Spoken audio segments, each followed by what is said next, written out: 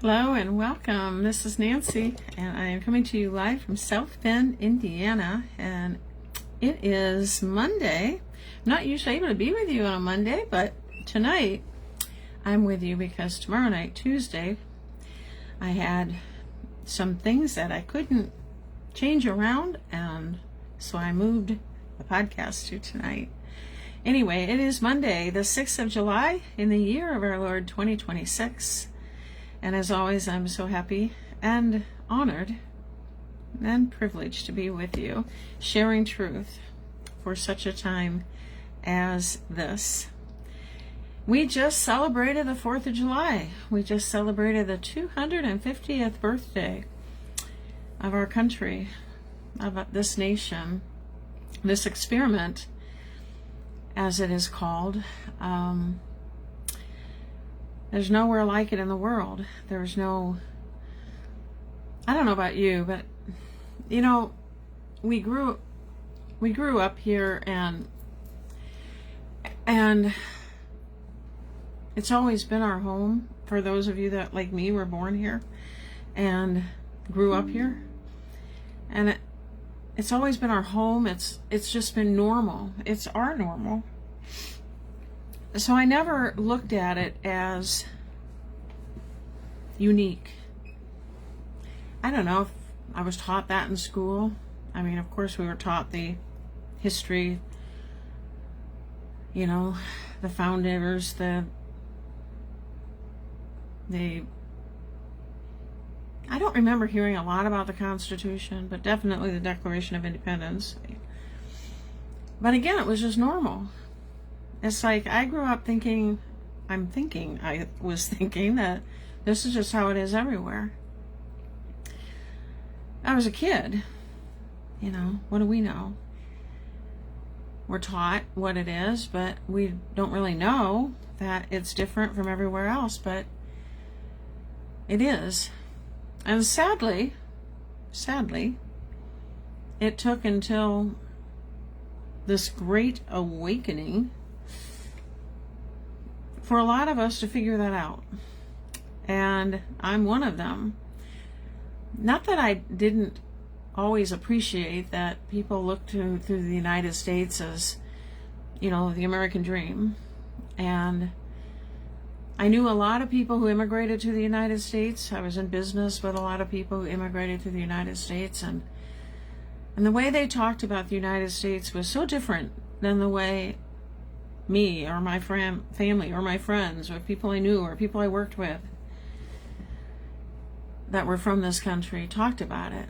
People from other countries understood the significance of this sovereign country, of this United States of America, this one nation under God. They understood it. I don't know that we ever did. And when I say we, I'm just saying the vast majority. I think some people knew. I just didn't know any of them that knew, I guess you could say. We never talked about it. We never thought about it. Now, interestingly enough, when I moved to Canada for about 10 years after my kids were both out in California. My son was in the Navy and my daughter was engaged to a Marine. And they were out in California, and so I decided to do something different, and I went to Canada for, like I said, almost 10 years. And I went there to develop business. I had friends there. They legally imported me. And I was struck by how emotional I got when I was there and the 4th of July was here. And I had US TV. I could watch all of the celebrations of the 4th of July, and I could come back.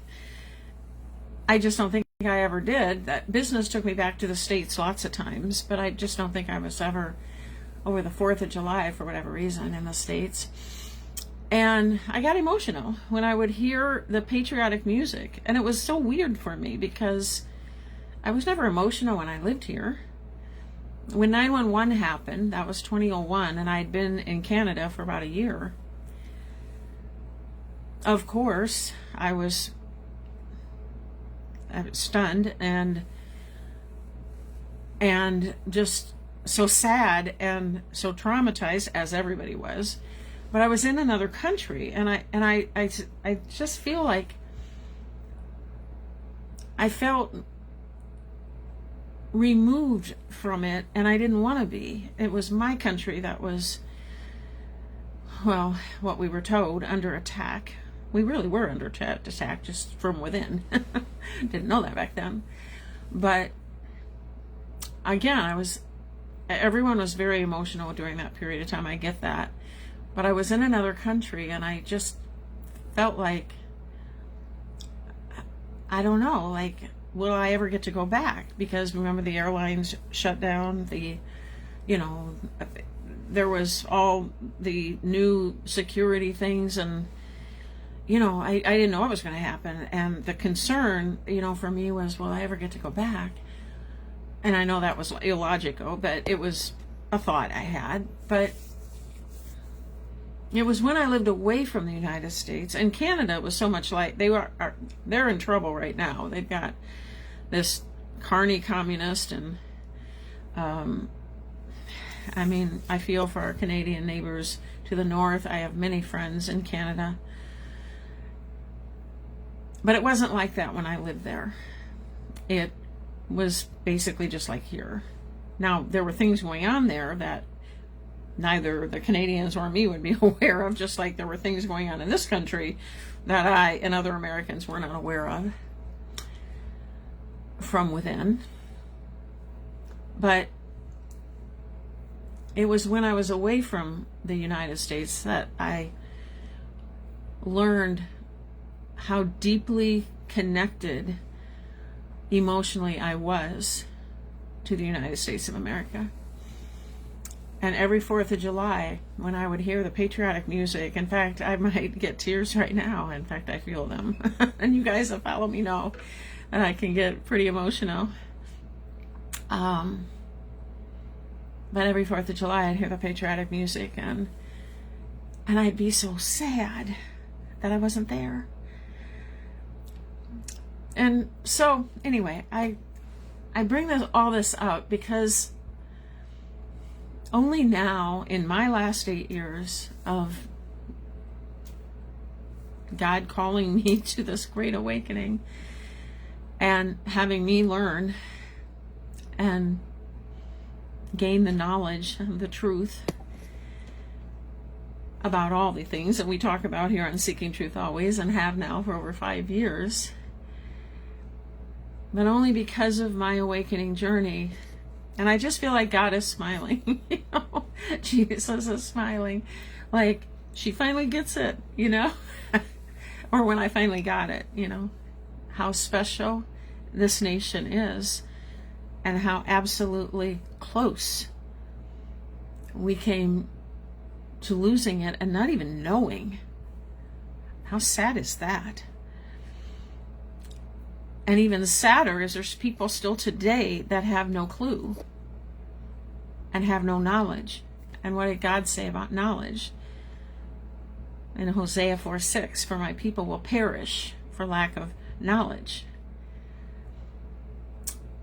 And I think out of anything and everything, and I'm not counting in this statement the children that have been hurt and murdered and tortured, and the worldwide organized crime syndicates that have trafficked. I'm not counting that in this statement, but because that's what makes me the maddest, and that's what makes me the most passionate about what I do and what God has called me to do. But aside from that, the one thing that makes me just, my mother used to say, makes me see red. We remember those things, don't we? It just pops in my mind, I just see red. That meant she was really, really, really, really mad.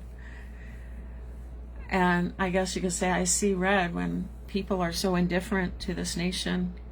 My friends, my different family members, yeah, they like being here, but They have no idea and they don't care to know. Those are the things that bothers me more than anything.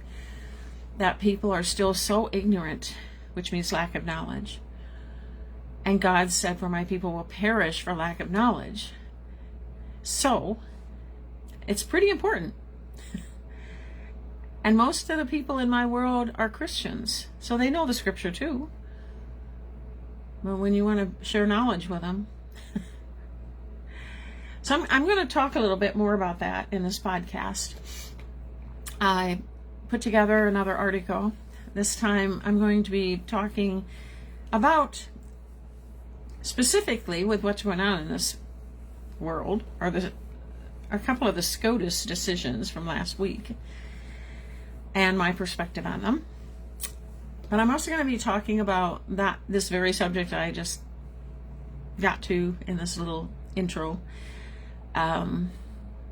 Like how frustrating it is for the people we talk to, and how deeply that affects so many of us, because we know what we know.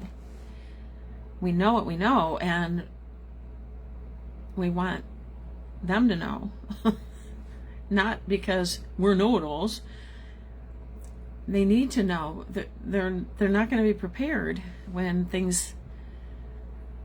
other things start coming around and happening, and they are every day. It's like a big old snowball rolling down a hill. Okay, so we're going to talk a little bit about that.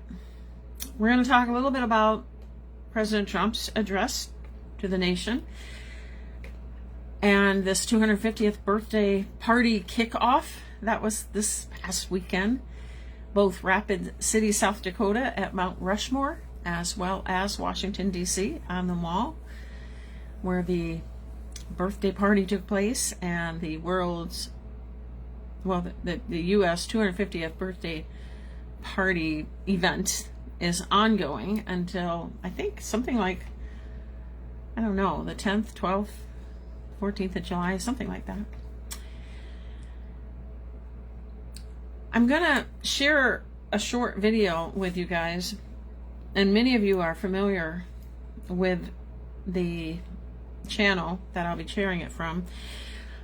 I've only shared a couple of things, but I listen and watch them a lot from Promethean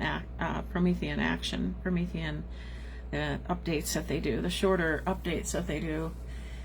And I'm going to share one with you because it's the 250th birthday of our nation, and it is so important that as many people as possible learn about the truth about our nation and how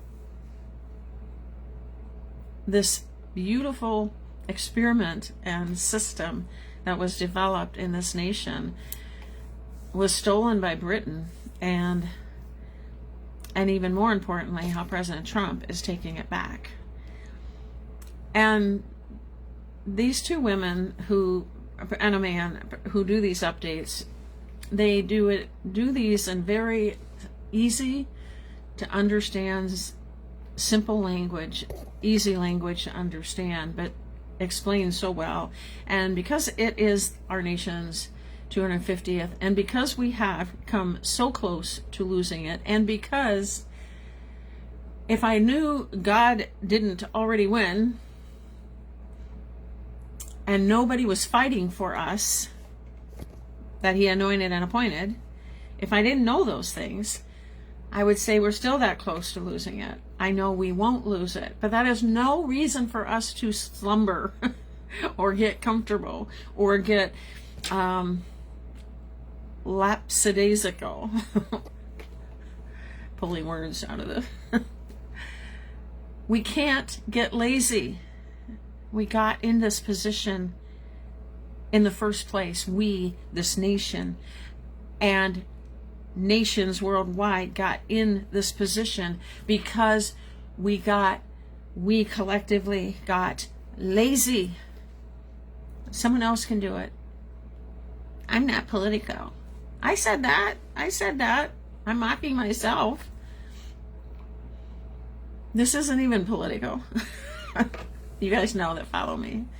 I've always said it's a war of good versus evil, and it's not left and it's not right and it's not, you know, Republican or Democrat. It is not race, like this race versus that race. It's not this religion versus that religion. It's good versus evil. It's that simple. So I'm going to share a short update from Promethean Action. I am also going to share a couple of short segments on that. Well, the article I wrote weaves in a couple of different things with Q posts, but there's a third Q post that I'm going to bring to your attention tonight too. I got a lot to do tonight, and we are not going to miss and skip part 6. We didn't skip it, we just delayed it by a podcast, but we are on part 6 of 28 of the sequel to The Fall of the Cabal.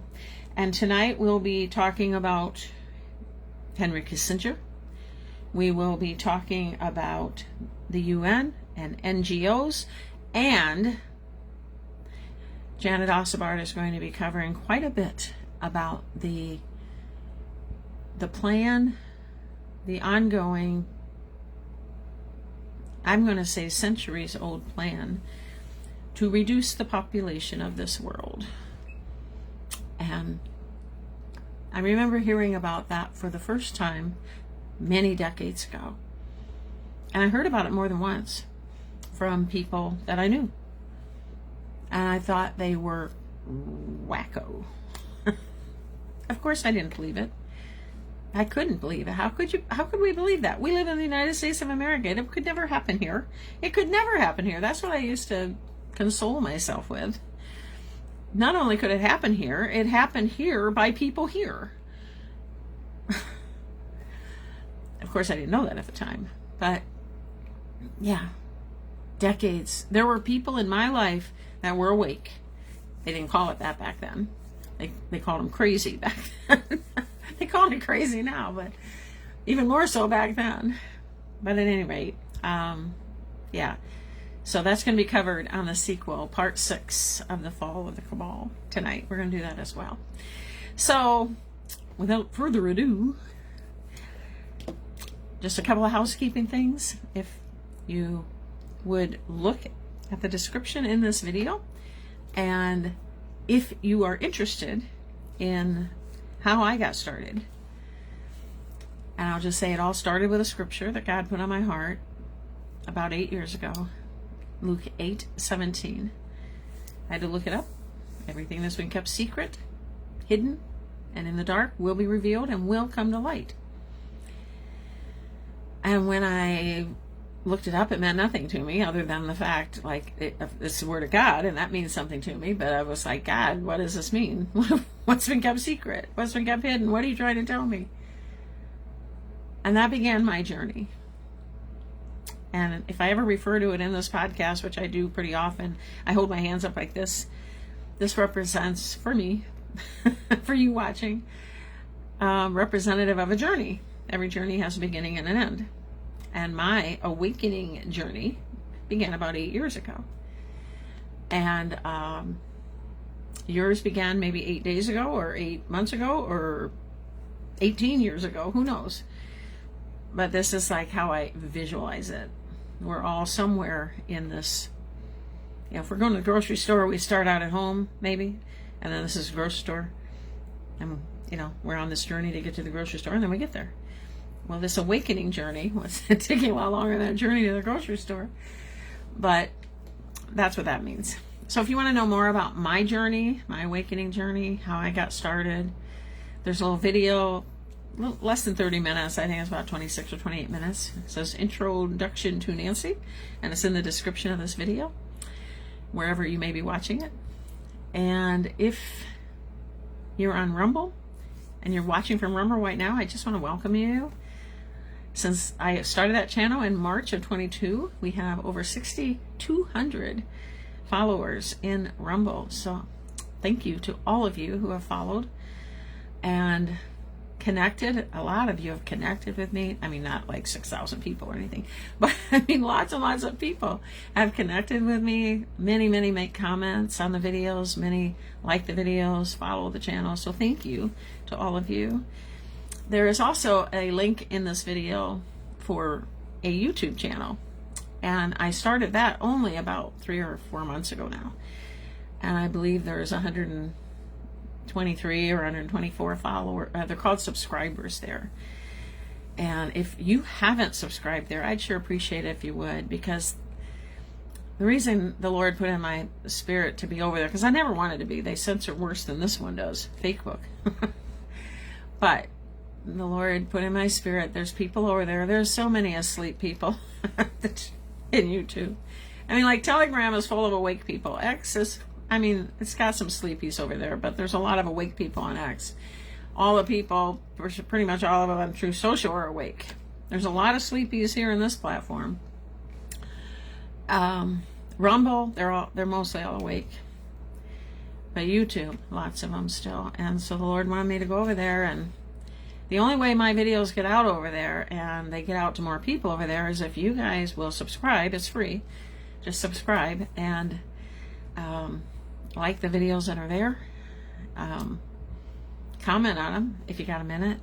That would be great. And I have always answered every comment.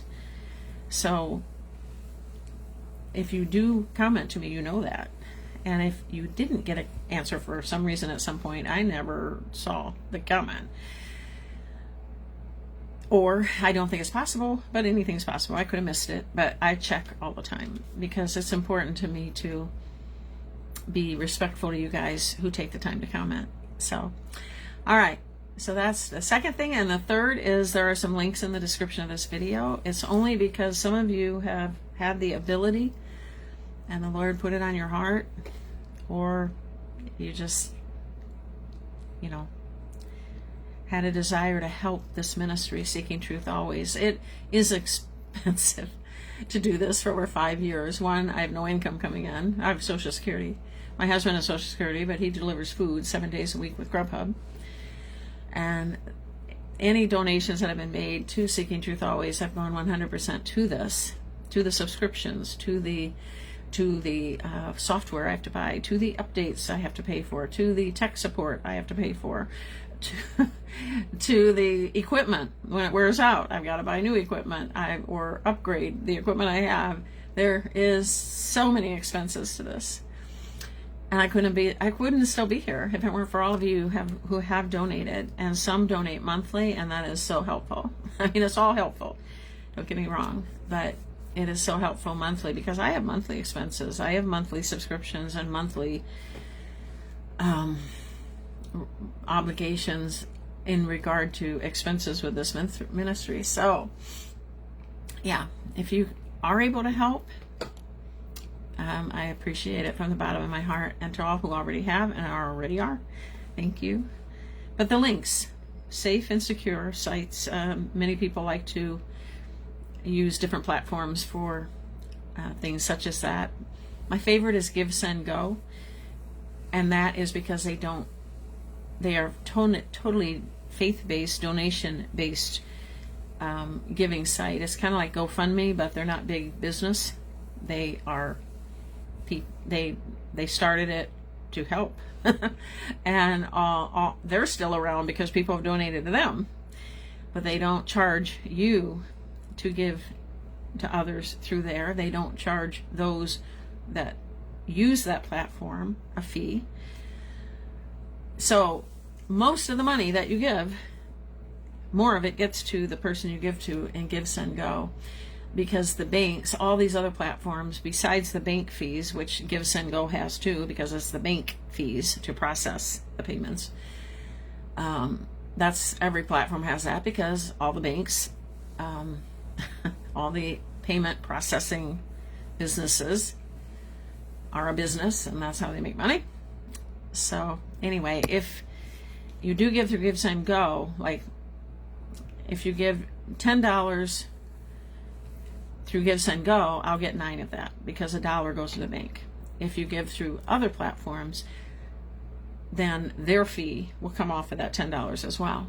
And all of them are a little bit different, but I may end up with $7.50 or $8.20.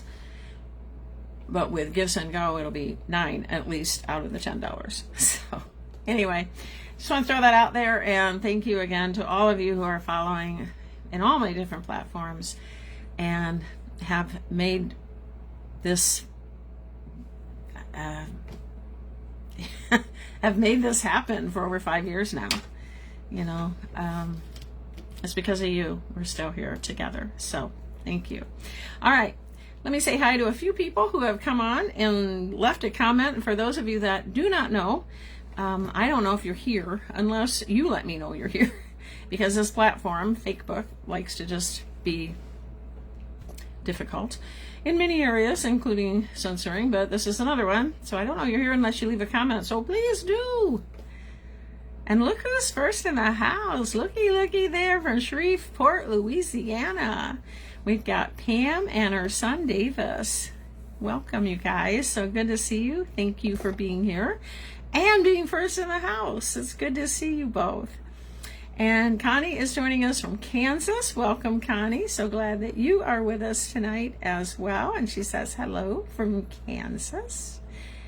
And Kathy is driving home from somewhere, and she's taking us on the ride with her.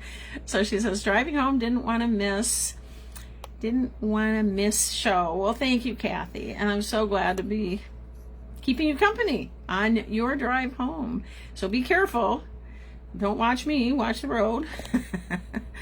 But I'm glad you are with us. Thank you for your comment.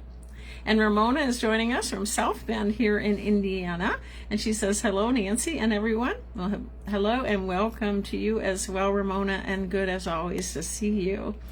And Amy is joining us from Kentucky and says, hello. And there's a big O, a capital O, hello. Hello. Hello. I don't know why I'm doing that, but it just came to me. So we're going to go ahead and get going. And again, thanks guys for the comments. And if you are watching and you haven't left a comment, please do. Would love to know you're here. All right, we're going to get this show on the road here. And just show some things about or from this past weekend. I don't know how much all of you watched it. Maybe you had lots of family festivities and fun things planned. And my weekend was wrapped around just wrapped around Rapid City, South Dakota, and Mount Rushmore. That was Saturday. And Sunday was wrapped around Washington, D.C. And that was my festivities. Keeping my cats calm during all the booms going on all over the place. And so, yeah, we just stuck close to home. And that was nice too. But I truly, really enjoyed both of the events. Now, what's interesting about both of the events, even here, and so I imagine it was lots of other places too, but Rapid City, South Dakota, President Trump, that event was supposed to start, I think, around 5 p.m. and President Trump was supposed to speak, I think, around 7 p.m. Anyway, they had severe weather and they had to postpone, but delay the event it was probably about 3 hours. And severe storms went through, hail and lightning and just the whole 9 yards. So that one, President Trump got on the stage to speak probably about 3 hours late, and the fireworks as well. I can't remember both what the time. I know Sunday was even worse. DC, same thing happened. What are the odds of that at the 250th birthday celebration at Mount Rushmore, as well as the 250th on the next day, on the 4th. Mount Rushmore was on the 3rd. That they would both have severe weather going through right at the time when all the people are there and wait. So DC had, In fact, I'll show you this since I'm talking about it. All right, here we go. I'm going to turn the phone around and show you this and read it to you as I explain it to you, as President Trump in his post explained it. He said the crowd at 7:05 in the evening was 422,000 people. All were forced to leave because of the weather. The event was actually canceled, and everyone was gone because of lightning. When I heard it was canceled, I immediately overturned the decision and waited a while for people to come back. Incredibly, at least 150,000 people returned, and it was an even more spectacular evening than it would have been as normalized. It showed work under pressure. Congratulations to the Secret Service and law enforcement on being able to get so many people back into the arena in such rapid fashion. It was an amazing evening, made even more spectacular by the fact that immediately after the great fireworks ended, the rains came down, full blast. So, is that wild? I mean, that's God. It's like that night of that on the south lawn of the White House. I think it was on the 24th of July. I might have my dates mixed up, but that MMA, mixed martial arts, the fights that were on the south lawn of the White House, there were severe storm warnings as well going through that area that day, and lightning, and I mean a huge front was going through DC. They thought they would have to cancel that, and as it got closer and closer to DC, literally, and I've reported on this already, but for those that didn't hear that or see that or weren't aware, I'll just say that literally it was like, I always like to give an example. I don't know how to give my example. I'll use my hands. Here comes the storm front. You know, it's coming at Washington, D.C., and it's coming at it. And then, just as the storm broke loose, the clouds parted. And this is on one side of Washington, D.C., and this is on the other. And this area right in here is where the White House and the Capitol and all of that is. And literally the skies parted. And it stormed over here, and it stormed over here, and it did not storm at all over the White House and over that area of DC. It was like the sea parting. I mean, it was just crazy, but it was the skies. Same thing happened in Washington. Well, not the same thing, but similarly, all these storms and so forth were coming through, and then it stormed right after. And he said full blast. And how, I mean, wow. So all those people, and if you look at mainstream media, oh, nobody was there. So this was before the entire event. Well, wait a minute. This is during, while the storms are going on. President Trump posted this on Truth Social. He says, storms bring luck to whatever the occasion. They also make events a little bit more exciting.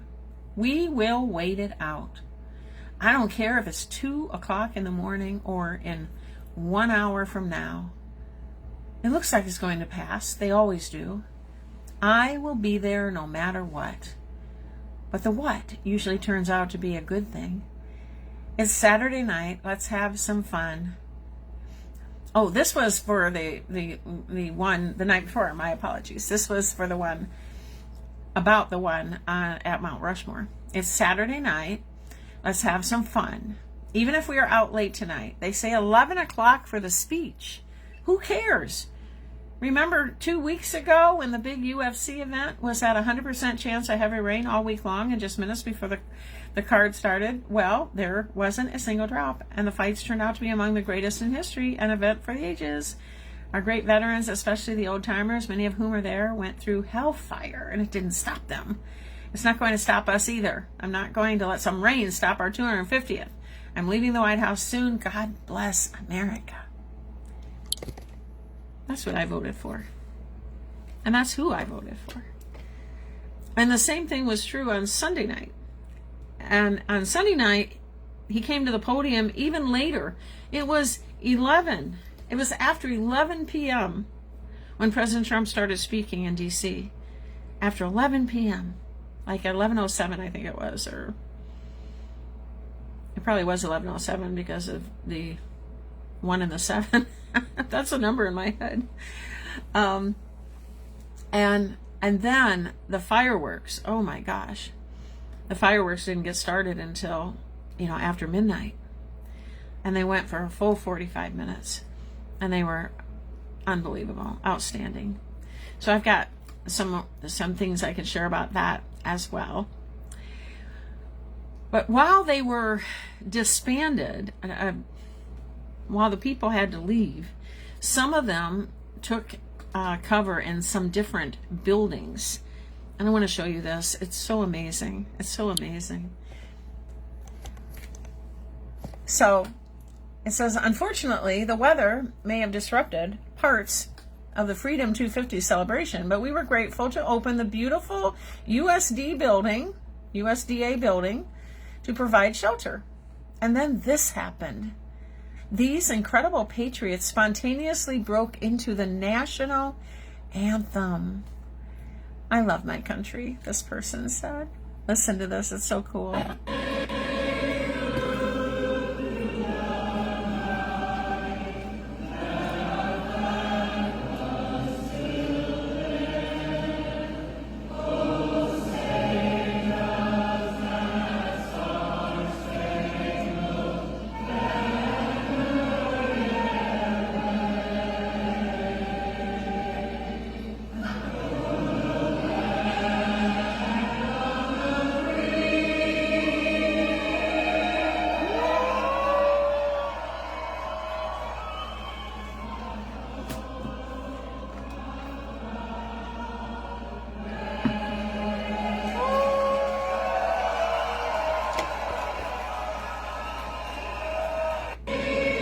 Isn't that just amazing?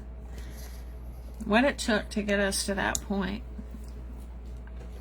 All of these people, over almost 500,000 people, I mean, not in that crowd, but almost 500,000 people peacefully assemble, peacefully get together, love on one another, love our country, share that love of God and love of country. And then they're like, some of these people, like I was watching Right Side Broadcasting, and they were in the crowd interviewing people while they were while it was so like canceled type of thing. But then President Trump made the announcement, no, you're not canceling it, we're doing this no matter what, come back. But at any rate, there were some people interviewed that, like, this event in DC, I believe the doors officially opened, so to speak, the grounds officially opened at 5 p.m. And some of them were there that were interviewed like 6 hours in line before the gates even opened, that people could go in. And then they're in there for multiple hours, and then this storm thing and the whole thing just gets shut down. I was watching it live when that happened. And I mean, I heard the announcement that, came out over their loudspeakers and up in their video and all that. And it was like, oh, how heartbreaking for people.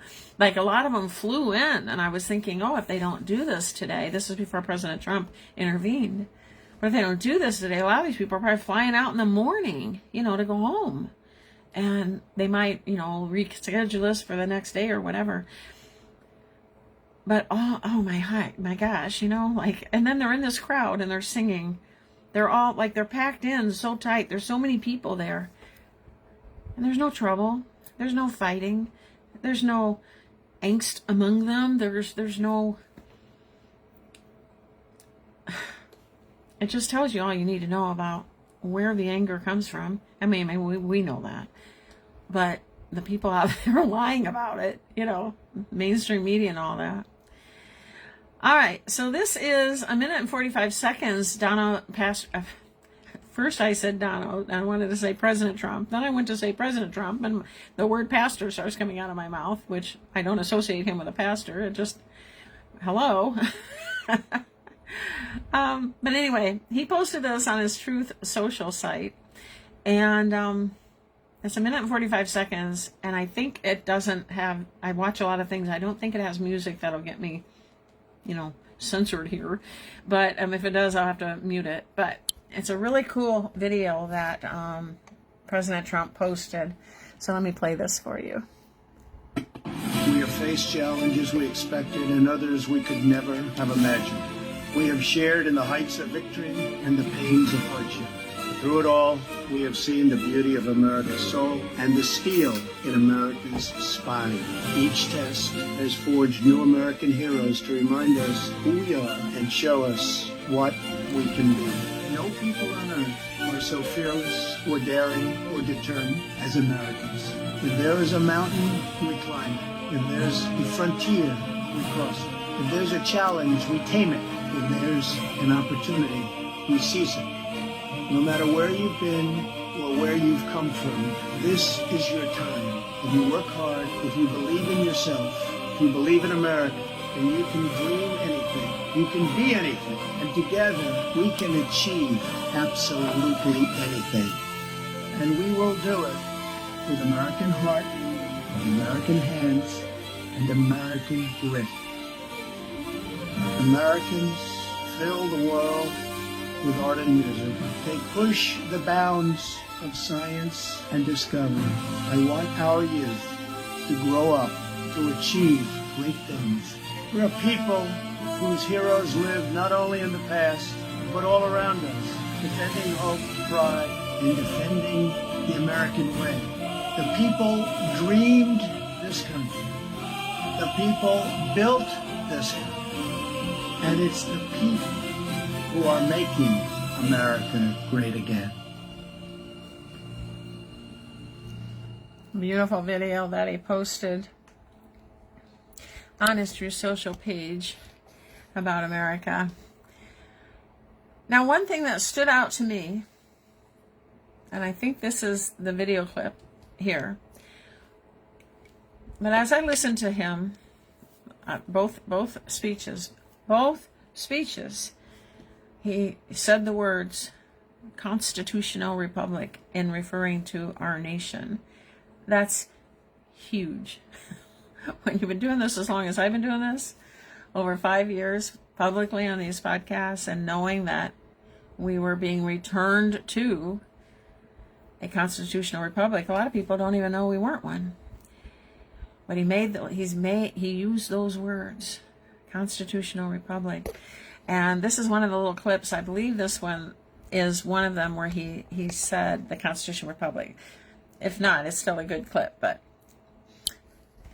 this is, I believe that clip, at least one of them from the last weekend. But in this country, we can achieve the wildest and most impossible dreams. And no dream in history is bigger or more incredible than the one that started on July 4th, 1776. The war for independence was launched by Minutemen, farmers, blacksmiths, tradesmen, who took up their muskets against the mightiest army on earth, the most powerful army, an unbeatable army, until they met us.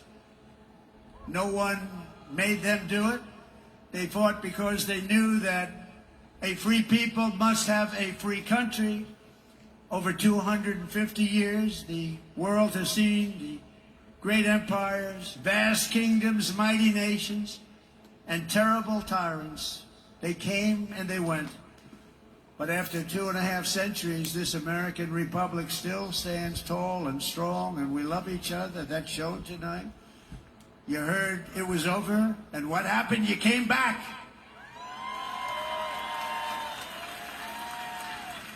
And this American flag still waves proud and free and beautiful. We have thrived and flourished because our founders were great. Our cause was just, our people are brave, our culture is exceptional, and our destiny is written by God. Amen. And as we can see here tonight, after 250 years, the spirit of 1776 still lives within us all. It still roars in the hearts of our nation's capital. It still burns in the heart of every patriot, thunders through every city and town, and it still lights the entire world with the glow of American liberty. And there is nothing like that. At 250 years old, we may be the oldest constitutional republic on earth, but our... Did you hear it? Constitutional republic. We may be the oldest constitutional public on earth. Constitutional republic on earth, but our country... I love hearing that. There's nothing like that. At 250 years old, we may be the oldest constitutional republic on earth, but our country... He doesn't say gonna be, does he? He doesn't say gonna be. He doesn't say becoming or getting back. He says we are the oldest, maybe one of the oldest constitutional republics on the earth. Oh my gosh. That just, when I heard that, it was like, just every part of me was like, thank you, Jesus. Thank you, Jesus. Thank you, God, that you are doing this for such a time as this. And we are living, and we're the living witnesses of it. I love this little clip. It's only 42 seconds. But it's another reason why I voted for Donald J. Trump 3 times. 3 times now. And this is one of the reasons. Across the generations, Americans have fought, bled, and died, not just to secure those rights, but to expand them to citizens of every race, religion, color, and creed, because we are one people. We are one family. You showed that tonight with one flag. And as our Declaration of Independence tells us, we are all made in the image of one Almighty God. Amen.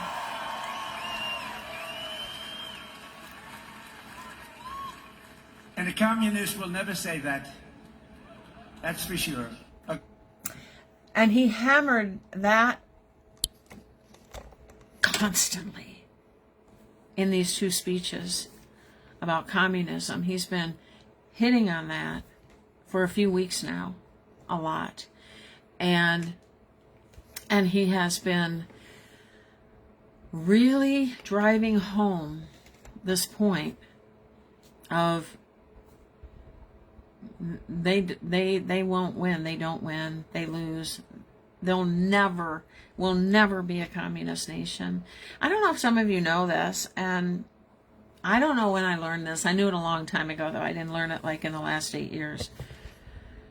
But again, in my mind, it was like, well, okay, it happened back then. And I mean, this was like way back then, but it was in the 40s, after World War II, maybe even before World War II or during. I'm not certain. But anyway, communism was huge in this country. All of the who's who in Hollywood were communists. They like the people like my parents loved to watch, and I did growing up. Lucille Ball, communist. And the names, all of these, and there were actually these famous Hollywood people were investigated. They were fined. Some of them went to jail, prison. Some of them served a sentence and then came back and resumed their Hollywood roles. You know, like nothing ever happened. But it was very prevalent in this nation at that time. And the who's who were the ones pushing it, just like the global elites of today and all of the people who are out there, famous Hollywood people, like the name Robert De Niro comes to mind, you know, whether it's Whoopi Goldberg or it's Jane Fonda or, I mean, just so many of them. Like, they're all part of the same, like George Carlin used to say in his stand-up routines when he did one about, ironically, everything going on in our world and has been going on for the last a couple of decades, and George Carlin could get away with talking about it because he was doing comedy. And it was like, well, it's not real. It's just comedy. It's ha, ha, ha, ha. But George Carlin always used to say, it's a big club and we're not in it. And the club is the same club that Lucille Ball was in. I love Lucille Ball. Don't get me wrong. No show makes me laugh more than old episodes of I Love Lucy. I love that one. Okay, we're going to wrap up this segment here in just a moment. But I want to play this 44-second video that the White House posted. And it sort of puts in a nutshell, or 45 seconds, this past weekend in Washington, D.C. So I'm going to play this for you, and then we'll move on. So again, the White House posted this on X and said, "Tonight we stand on the edge of our 250th year of independence. I am thrilled to declare that America is back." This is something President Trump said.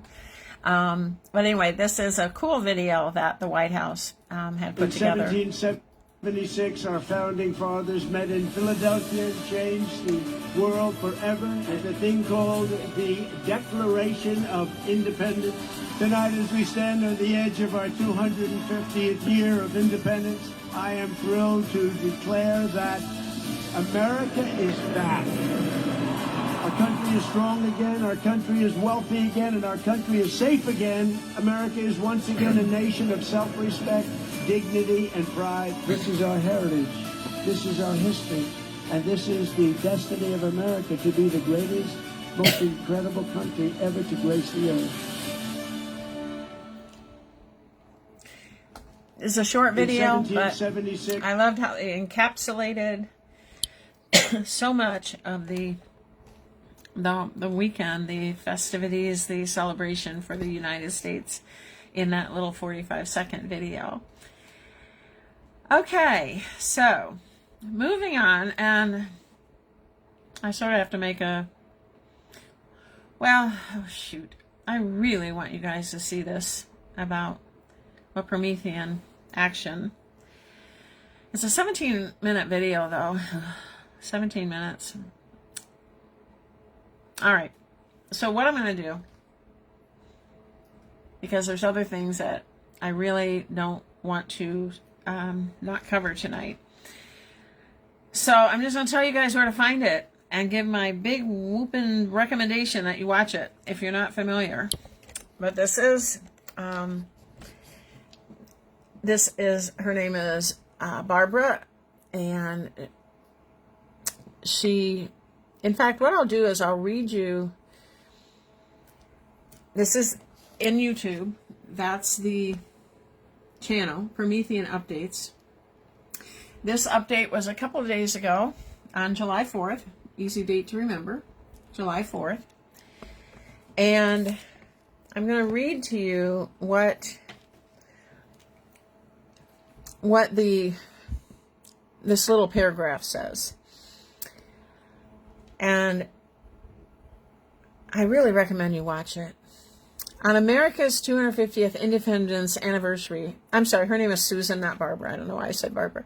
Susan Colinda argues that this moment is more profound because Donald Trump and his administration are reviving the American system of politico-economy.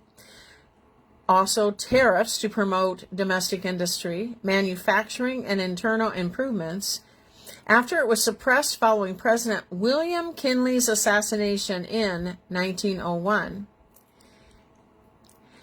Susan also contrasts the American system with the British system, citing Henry Carey's warning of two opposing systems and saying the nation's economic heritage was replaced by free trade, consumerism, and institutions like the Federal Reserve. Kalinda connects the Declaration's appeal to the laws of nature and nature's God to economics, quoting Lyndon LaRoche on a state shaping a nation's relationship to the physical universe. She highlights speeches by Jameson Greer and Scott Bessent on production over consumption, and J.D. Vance's call for a Hamiltonian approach grounded in human dignity, linking it to the Declaration's pursuit of happiness over property. So, again, I recommend, if you have time, go to Promethean Updates and look for this video that says America at 250, the system Britain stole and Trump is taking back. So we're going to spend our 17 minutes elsewhere. I'm going to start the article that I wrote to you and for you, to you. I wrote you a letter. Hey, I wrote you a letter. And before we do, because this is not a long video, before we do, there's something I just wanted to cover briefly. I talked about it like 3 weeks ago. But Mitch McConnell just sort of vanished. And I don't believe that's a coincidence at all. I also have seen in my 8 years so far, lots of people in very powerful positions just get sick and die, or they decide to resign, or they decide to retire, or they get sick. High people in high positions. Yeah, it's not a coincidence. But what makes this unique is this is playing out big time in front of the people.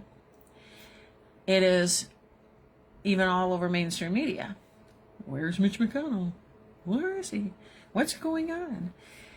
And it gets more interesting as the day goes on. Now, about a week ago, less than a week ago, he was,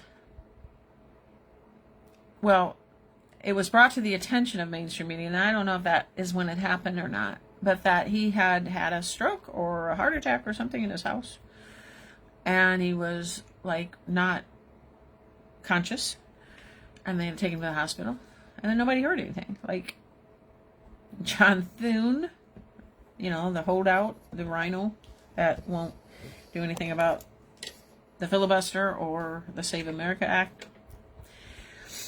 And the day after this happened, like Thune said, "Oh, I talked to him and he's fine." That was like 3 weeks ago or something. And nobody else in Congress has talked to him. Nobody else has seen him. Nobody, you know. All right. So the point is, sometimes you can't tell the people. You have to show them. I say that all the time on the podcast. So this is just a huge, in the faces of everyone, even mainstream media covering it, that people are seeing play out deception, deceit, not being honest. Where is he? Nobody knows. Everybody knows. That's ridiculous.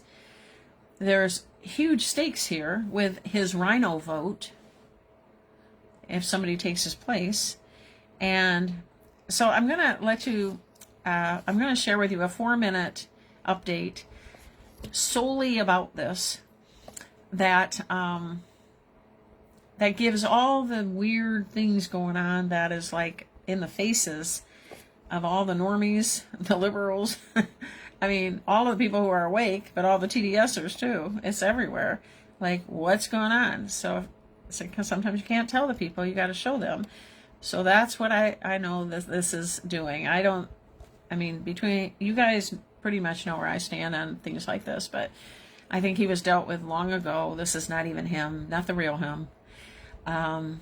And I think it's, I mean, I think it's a double or a clone. And when we talk about clones, I'm not, do I think they exist? Yeah, I do.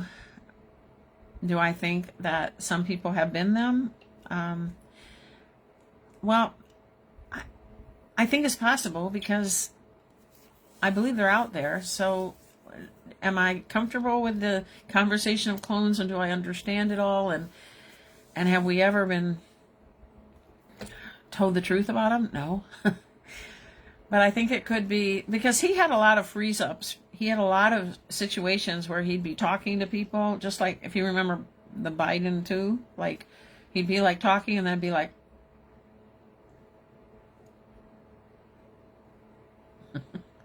I'm not very good at doing that stuff. But that happened to Biden, it happened to McConnell. So I think they could be clones. I mean, I know actors played Biden, but I think there were also mechanical failures. And I think that's probably true with McConnell. All right, so listen to what she has to say, like a little over 4 minutes. Really good update, giving all of the, well, let's say the strange events surrounding this. Desiree Townsend here again outside of George Washington University Hospital as we mark week 3 of the hospitalization of Senator Mitch McConnell following the June 14th medical emergency. As you can see behind me, the Capitol Hill police vehicles, these black vehicles, are still parked outside the hospital here, an indication that he is likely also still here. So after I first released the dispatch audio indicating that he was found unconscious and was given CPR for cardiac arrest, this story finally gained national attention. However, I don't think many Americans fully appreciate the seriousness of what may be at stake following Senator McConnell's medical emergency 3 weeks ago, or how Congress's lack of a constitutional mechanism to remove members for incapacity could have broader implications for the nation's governance and, most importantly, national security.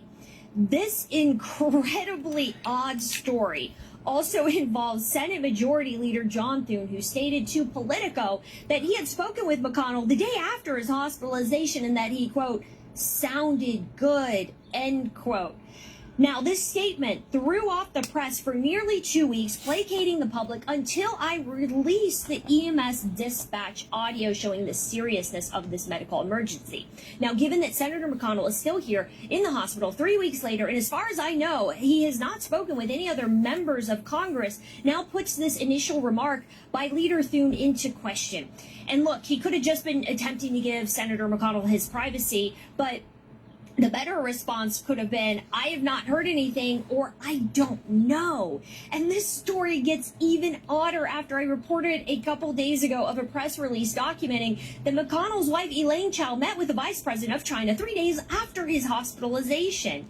And to be clear, the issue is not merely that Elaine Chao went to China. The issue is she is a private citizen. She holds no official government position. She's married to a sitting U.S. senator who reportedly had a major medical emergency, and now she's meeting with one of China's highest-ranking official 3 days later, all while the American public and possibly senior U.S. government officials in the Trump administration, as well as members of Congress, lacked clear information about his condition. So let me be clear about this. A meeting with China's vice president is not casual. Even if this was pre-planned, it signals Beijing views her as someone politically meaningful, yet she has no current role in the U.S. government. So why is she having these meaningful meetings with top government officials in China? Did she potentially carry messages to the CCP? Did she discuss U.S. policy? Or is she being treated as a back channel to non-public information, including her husband's health condition?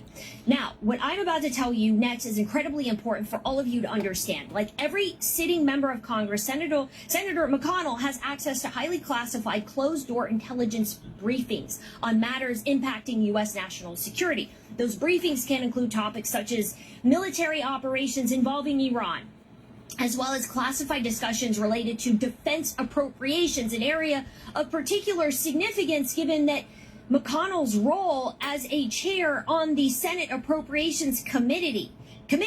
Now, if Senator McConnell potentially lacks the mental capacity and independent ability to perform his duties sitting as a U.S. senator, could classified information have been accessed?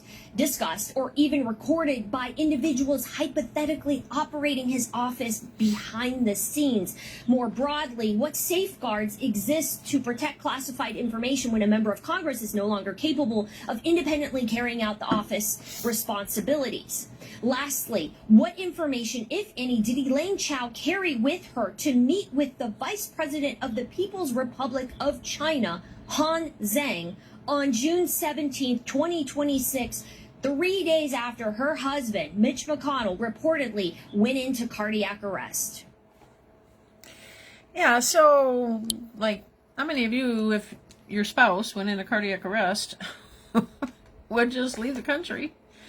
But then you got piled on top of that is, and trust me, none of the things she's talking about is anything new to me, because I've followed this stuff for so long. I knew he was married to this woman that was connected to the CCP. She is the daughter of mega high up in the Chinese whatever billionaires. Okay, now just the fact that she's meeting with the vice president, the second head top guy in China, while her husband is supposedly alive, but not doing well. But for me, it's the public exposure. This is a public exposure that is making people who are asleep, that are TDSers, whatever the case may be, just totally liberal, brainwashed, mind-controlled, whatever, they're still hearing this and seeing this. And what we're looking for always is a little breakthrough, something that makes a breakthrough. Maybe I can't do it for someone and you can't do it for someone, but maybe something odd like this would be like, huh? Like, wait a minute. He's married to a Chinese woman? What? She knows people that high up? What? Anyway, really interesting turn of events with this story and the exposure, I will say, the exposures that it's bringing about. Okay, so we're going to go to the article that I put together for you guys for tonight, and we're going to talk about SCOTUS and a couple of the decisions from last week. And we're also going to go into some interesting, well, we'll just get to it. We're going to go from SCOTUS and kind of segue a little bit, and I'll take you right along with me here. Let me just get this set up for me so I can read it to you. And I've got a couple of things I'm going to be showing you too at the conclusion of the article. Okay, we're also going to be talking about a couple of Q posts here as well. Drops 529 and 4545. That's going to enter into this segment as well.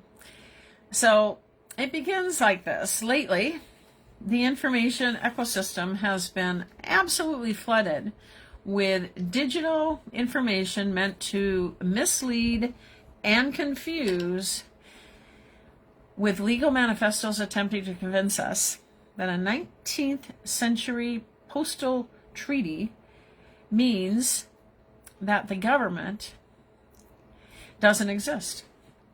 However, in this article that I put together for you, I'm sharing from my own critical thinking, researched as well as logical thoughts.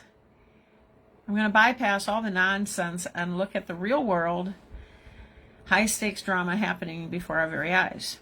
And believe it or not, the actual reality, right now is actually funnier, wilder, and more deeply consequential than any fiction or fake news propaganda being published out there for the masses. The Supreme Court put on an absolute clinic in constitutional gymnastics last week, completely rewriting the rules of engagement in Washington, D.C. I'm going to go straight to the legal, what you might say, blockbuster of the week. On Tuesday, June 30th, 2026, the Supreme Court dropped a historic ruling in Trump versus Barbara. It's probably where that name was in my head. Barbara. The corporate headlines all yelled the same thing. Supreme Court strikes down Trump's birthright citizenship executive order. Yeah, they shouted that from the rooftops, didn't they? They framed it as a simple political loss, but the real story is always buried in the fine print. On day one, back in the Oval Office, on January 20th, 2025, President Trump signed Executive Order 14160. It targeted what he called birth tourism by directing federal agencies to deny automatic citizenship to children born on American soil if their parents were only here temporarily, on tourist visas, or were here unlawfully. The legal team argued that the 14th Amendment phrase, subject to jurisdiction thereof, subject to the jurisdiction thereof, that implicitly excluded people who don't owe permanent allegiance to the United States. And that's a really great point. However, in a 6-3 judgment in the Supreme Court, the court struck the order down, declaring that a president cannot unilaterally upend a century of tradition with the stroke of a pen. Chief Justice John Roberts authored the majority opinion, joined by the liberal wing and Trump-appointed Justices Amy Coney Barrett and Brett Kavanaugh, which was a surprise to many. But this was not a unified ideological bloc. Justice Clarence Thomas, he wrote a fierce 91-page dissent, joined by Gorsuch and Alito, arguing that the Reconstruction era Congress in 1868 never intended for the 14th Amendment to be an automatic passport for anyone who steps off a plane to give birth. Here is a golden nugget that the mainstream media missed absolutely completely. It is the hidden 5-4 fault line on the text itself. 5 of the justices ruled that birthright citizenship is irrevocably baked into the 14th Amendment, meaning neither a president nor Congress, remember that, can ever change it without a full-blown constitutional amendment. But Justice Brett Kavanaugh wrote a standalone opinion that completely changed the strategic roadmap. He agreed the executive order was illegal, but not because of the Constitution. He argued that it violated a specific federal statute already passed by Congress, a law known as 8 U.S.C. 1401A. Kavanaugh essentially put on a referee shirt and pointed his finger straight at Capitol Hill, and he said, the president cannot do this by executive fiat because Congress, hello Congress, you have a law on the books blocking it. But he left the legal door wide open for Congress to change the law itself by a simple majority vote. This clarifies that Justice Kavanaugh was in conflict with federal law and not the Constitution, meaning it has to be handled by Congress. It has to be handled by Congress to correct the federal law. So obviously, Justice Kavanaugh didn't see it as a constitutional amendment issue, but as a federal law that can be changed by a majority vote. Where? In Congress. Okay, I'm going to interrupt this article for just a moment and say to you guys, always remember we're watching a movie. Always remember that these things, sometimes you can't tell the people, you got to show them. So when this ruling came down, even though we were all like, oh, this has to pass, it has to pass, it has to pass, it has to pass. My gut told me it wasn't going to pass because there was more to come that needed to be shown the American people. So that's basically what I'm showing you or explaining to you right now. That just because it looked like a loss, I mean, it was technically a loss, but it wasn't the loss people thought it was. And it also exposed more of the podcasters that are not like podcasting things in the best interest of MAGA or on behalf of President Trump. And so many of them were like, no, this is on, we're done now, it's over, this is it, Trump lost. It exposes more. When things like this happen, I wasn't surprised at all by the ruling. I was just sitting on the edge of my seat to figure out, okay, why? There's a reason, because we're watching a movie. All right, so Justice Kavanaugh knows exactly what that message was referring to in the Constitution. Now, in my opinion, every American should look it up, and including myself, and read the entire section, because when you read the actual text, which I then did, you realize the political theater of war didn't end. It basically just packed its bags, left the West Wing, and marched straight into the halls of Congress. If you want to understand how dynamic the Supreme Court truly is, look at what they just did one day before.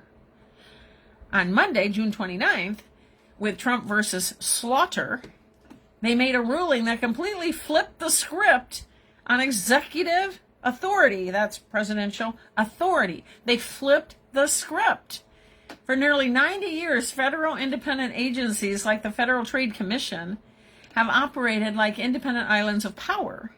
Back in 1935, in a precedent titled Humphrey's Executor, the court said Congress could protect these bureaucrats from being fired by a president without massive provable cause. So in March of 2025, President Trump fired 2 Democratic FTC, Federal Trade Commission, commissioners, Rebecca Kelly Slaughter, hence the name Trump versus Slaughter, and Alvaro Bedoya, stating that their regulatory priorities did not align with his administration. Slaughter sued, pointing to her 90-year-old legal shield. And the Supreme Court issued a powerhouse 6-3 majority opinion that officially threw that 90-year-old shield into the historical trash can. And Chief Justice Roberts wrote a definitive defense of the unitary executive theory, stating what text, history, and structure settle. Our precedent confirms it. The president may remove his subordinates at will.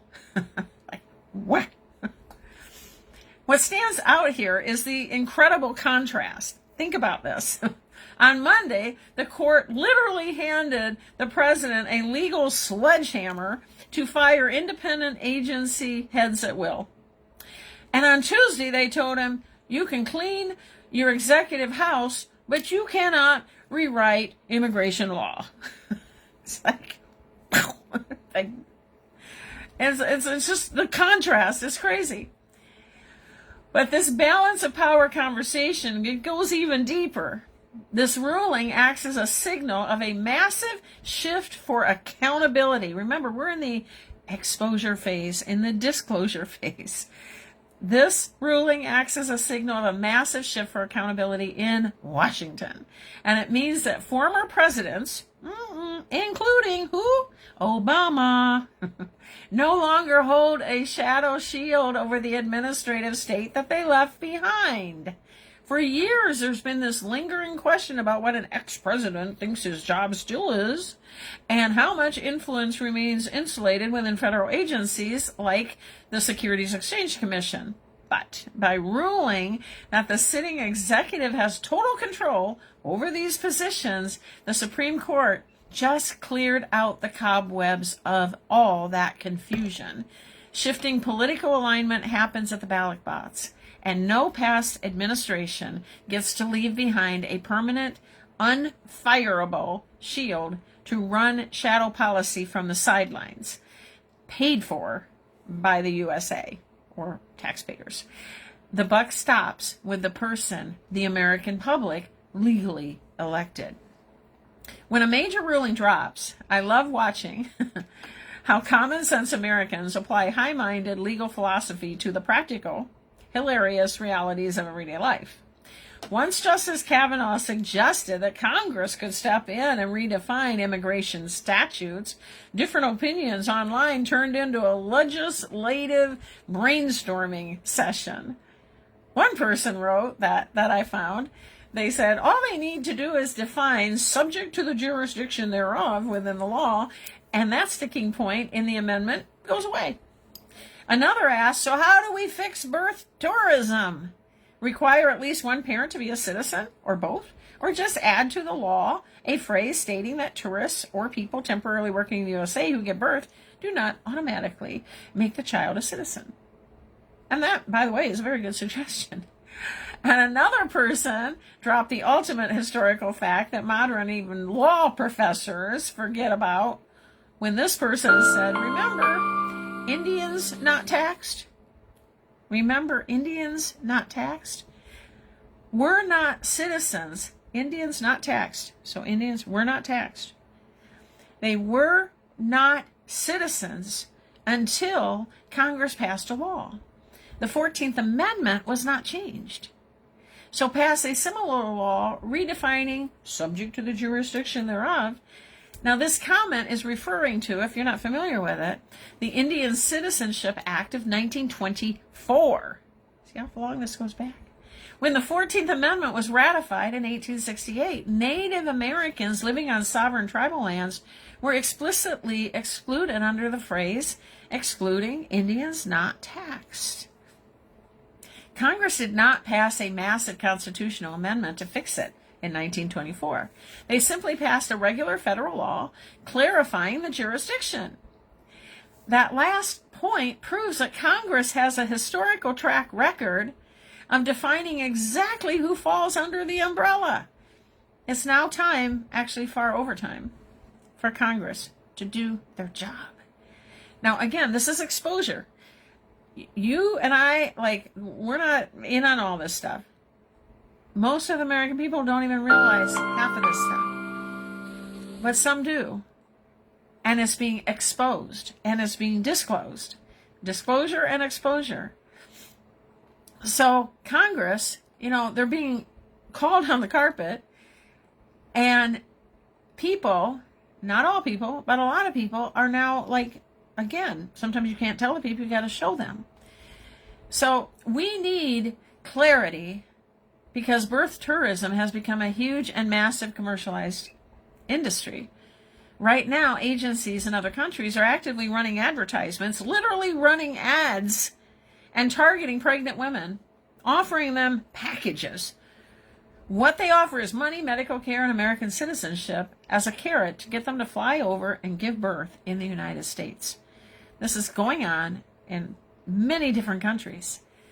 Now, another comment, in my opinion, brought some classic American humor to this exact border loophole. This particular person stated, this is so funny. So if a pregnant cow that lives at a farm on a different property happens to wander over to my property and gives birth, does that mean that the calf has the right to stay if it wants to, subject to the jurisdiction thereof? I know it sounds funny, but that is the exact logical absurdity that Justice Alito railed against in his dissent. And finally, this online opinion talked about solutions, asking, and who will be performing the pregnancy tests? Who will be performing these tests? That is a very pertinent question. Can you picture the sheer chaotic visual of the State Department requiring pregnancy tests before approving standard international travel visas? Are we going to turn Customs and Border Protection into a giant medical clinic? And to be honest, with the amount of money and advertising behind birth tourism overseas, I'm not even against those paper cups and pregnancy tests if that's what it takes. But it proves that while the finest legal minds are sitting in their majestic marble buildings debating esoteric philosophy, Everyday Americans are looking at the issues. That's the point. Everyday Americans are looking at the issues, exposure and disclosures, and asking the real questions about how this all is actually supposed to work on the ground. So as we move into my final segment today, I want to step away from the court dockets, so to speak, and the federal statutes, because I always prioritize and want to include a spiritual perspective.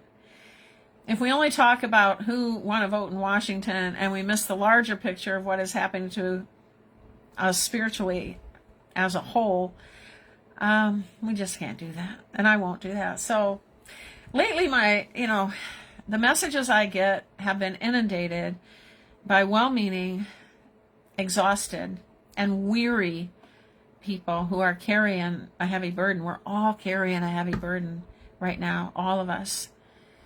I'm seeing so many patriots and truth seekers who've convinced themselves, and that's what I was talking about earlier. I said I was going to cover later in my article. I've been seeing so many people on this journey. All of us are on this journey. So many truth seekers who've convinced themselves that it is their personal urgent job to try and save every single person around them. I know, I want all the people I know and love to be saved, to be aware and awakened and prepared. And I'm sure you do too. It is exhausting to us, absolutely exhausting our energy, trying to force our families and friends to wake up and see the truth. It's causing a tremendous amount of heartbreak. You know it. You go through it. I know I go through it. It's causing heartbreak. It's causing stress, especially when you try to share a piece of deep insight or truth with those close to us, and we're met with coldness or we're met with ridicule, which culminates with leaving that interaction often we feel very broken and hurt. I have, and I'm sure you have too. I want to share with you two incredibly simple and powerful, what I'll call mandates. Mandates are not laws. One is, and this is for me too. This isn't just me telling you, because I deal with the same things you deal with. The first one is, notice who is there with you. Like, who's around you? Who spends time with you? Who spends time with me? Who talks to me? Who has phone calls with me? Who, wants to be in the same room with me and have good, truthful conversations? Okay, so notice who is there with us. And the other is, notice who is not. Now we need to take a deep breath, literally, and let those words sink deep into our spirits today. Notice who's there with us, and notice who is not. We're literally, guys, living through a massive sifting of human consciousness. People are coming along, sifting through. When you use a flour sifter, if there's anything in there, you're sifting it out. And there's this huge shift in consciousness going on. The constant psychological warfare is creating a divide. Do you see it? I know you do. I do. It's creating a massive divide. And many of us are realizing that our precious, limited emotional energy must stop being wasted on trying to drag people along who simply don't want to go. Don't want to go, they can't go, they're too controlled, whatever. They're too stubborn, they're too mind-controlled, so they're stubborn, whatever the case may be. It's time for us to gather together with people who love to talk with us, with each other, about whatever we want to talk about. Do you ever feel like you're on eggshells around certain people? Like, I can talk about this, I can't talk about that. If I bring this up, there's going to be... No, we need to gather together with people who love to talk to us and with us about whatever we want to talk about, whatever they want to talk about. It's time to spend our time with the people who are actively standing right there with us. There's a beautiful, profound piece of writing by someone by the name of Kerr Lacorm, Lacorm, that perfectly captures this exact spiritual crossroads, so to speak. And I want to read it to you today, kind of like, and read through it with you, for me too, because it kind of acts like a soothing balm for all of our souls. Listen closely to these words. Why some souls will not come along. Not everyone will make it. Not because they're bad, not because they are unworthy, not because they do not want to, not now, perhaps never, because the truth is uncomfortable. You know that, I know that. The truth is uncomfortable. It's easier to stay within the system, to let oneself be led. It's easier to just obey. Just wear it. Don't stand on those X's. Don't get upset your church closed down. Just obey. It's easier to obey. It's easier to feel safe in the illusion. They reject the call not because they don't hear it, but because the call changes everything. And change means sometimes, like something dies inside. Letting go. Questioning what you believed your whole life. I'm talking to preaching to the choir here. You guys are all awake. You're here. You're listening. You've been here. You get this. You get this. We've all been through it. Something died inside of us when we realized we've been lied to our entire lives. We had to let go of things we believed our entire lives, or be willing to at least. And that was and is scary. And not everyone dares to go through it.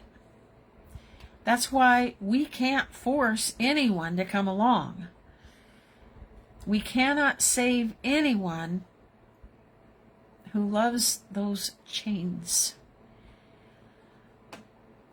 Some people will choose to remain in their safe world. If you haven't watched The Matrix, do. The blue pill and the red pill. The blue pill keeps you in the old world, the place where you've always been, where the illusion and the lies are more comfortable than the truth. Watch that movie, The Matrix. The red pill is saying, no, I want the truth, no matter what. You and I made that choice. No matter what, we want the truth. Some will choose to remain in their old world because they still need to gain experience, because their awakening is not yet upon them. Now that is not defeat. That is not defeat. It is simply the truth. And we are not here to save everyone. We are here to hold the light for those who are ready. And if you are one of those who often looks back, hoping that others will follow, then remember, we are not here to run back. God is taking us forward. God is moving us along, and we have chosen to do that. He gave us free will. We've chosen, and he doesn't want us to go back or run back. We are here to lead the way for them. We are here for that. And we are here for all who will follow. But that'll be their choice. Now that's the end of the quote. That's the end of this quote by Kerr, K-I-R, Lacorm. So I want to say with you guys, remember too what Q said in drop 529, dated January 13th of 2018. I'm going to show you that.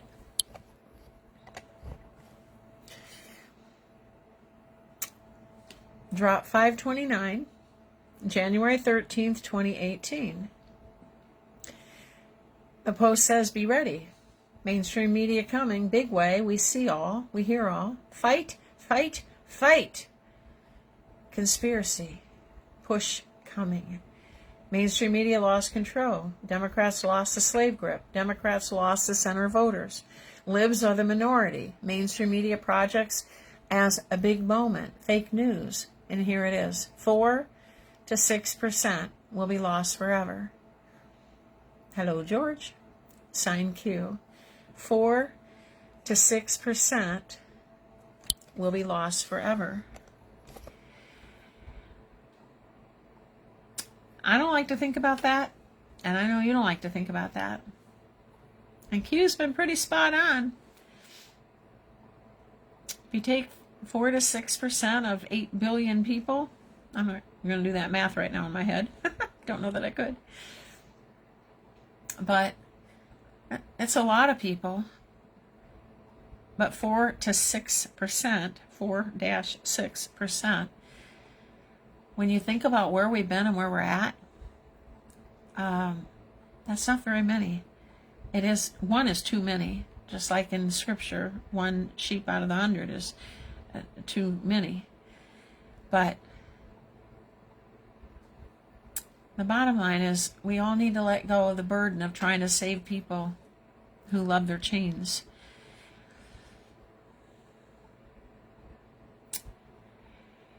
It is simply their path, and it is their timeline. We're on our path, and we're on our timeline. Our only job in this chaotic digital age is to stop running backward into the darkness to argue with people who aren't ready to see. In closing, we all must stand firmly where we are, plant our feet on the bedrock of reality and truth, and hold our light high for those who are standing right beside us or are coming to stand with us or want to learn. We need to take notice of who is there now. We need to spend our energy and time together to build us up, to make us stronger so we can plant our feet solidly on that bedrock of truth and reality. We need those people around us. So we need to take notice of who is there and be grateful for it. But we also have to notice who are not. And you all know who they are in your life, and I know who they are in my life. And we need to nurture the ones who are with us. Then, when and if, and it's an if, there will be 4 to 6%. I believe that's probably statistically true. And I believe enough about Operation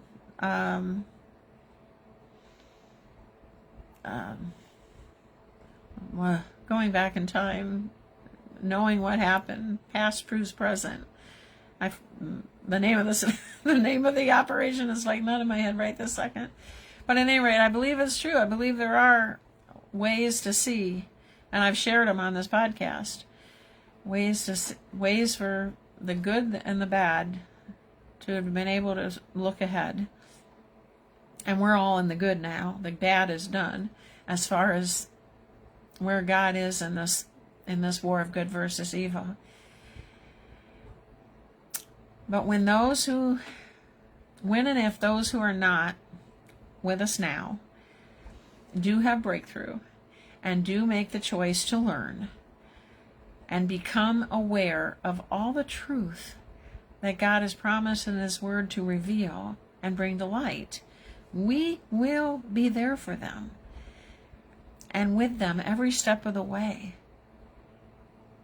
But they've got to make that choice.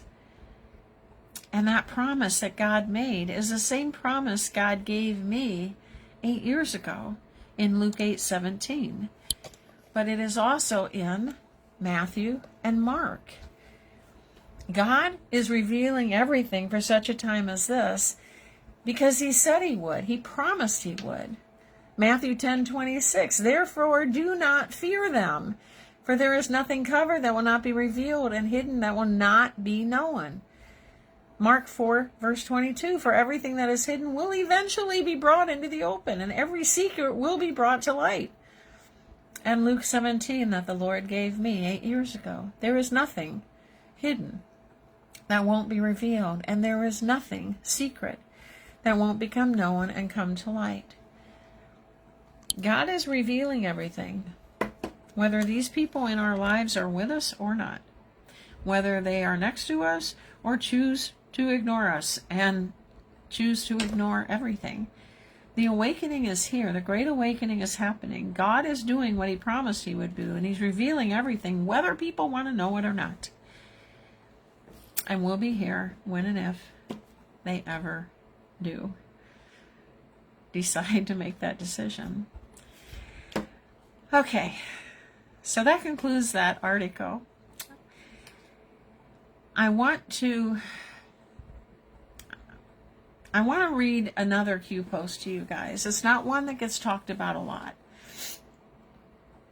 but I want you to hear it because it was written back in 2020 in June, just almost a delta, in fact. It was June 30th of 2020, and we just passed June 30th in 2026.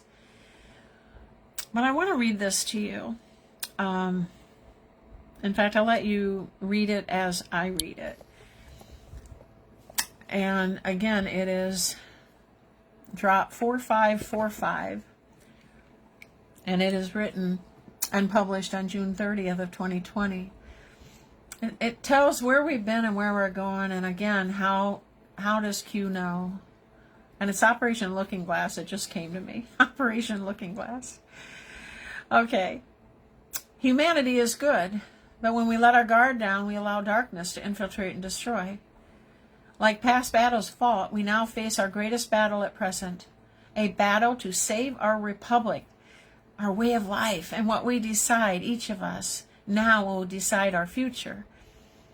Now, we heard President Trump say in present tense about our constitutional republic. These battles are won, but this was written in 2020, letting us know what was coming. Will we be a free nation under God?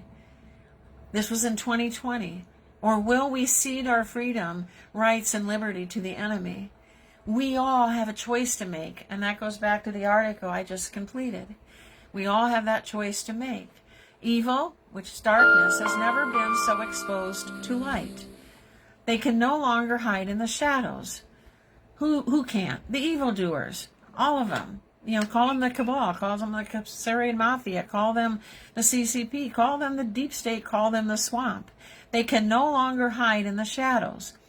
Our system of government has been infiltrated by corrupt and sinister elements. Again, this was 2020. Were you awake in 2020? Was I awake in 2020? Was I ready for this? Were you ready for this? It doesn't matter. It was coming. Nothing can stop what is coming. Democracy was almost lost forever. Almost lost forever. That we talked about that when this podcast started. This next paragraph I'm going to go through really fast because it's a whole bunch of different situations.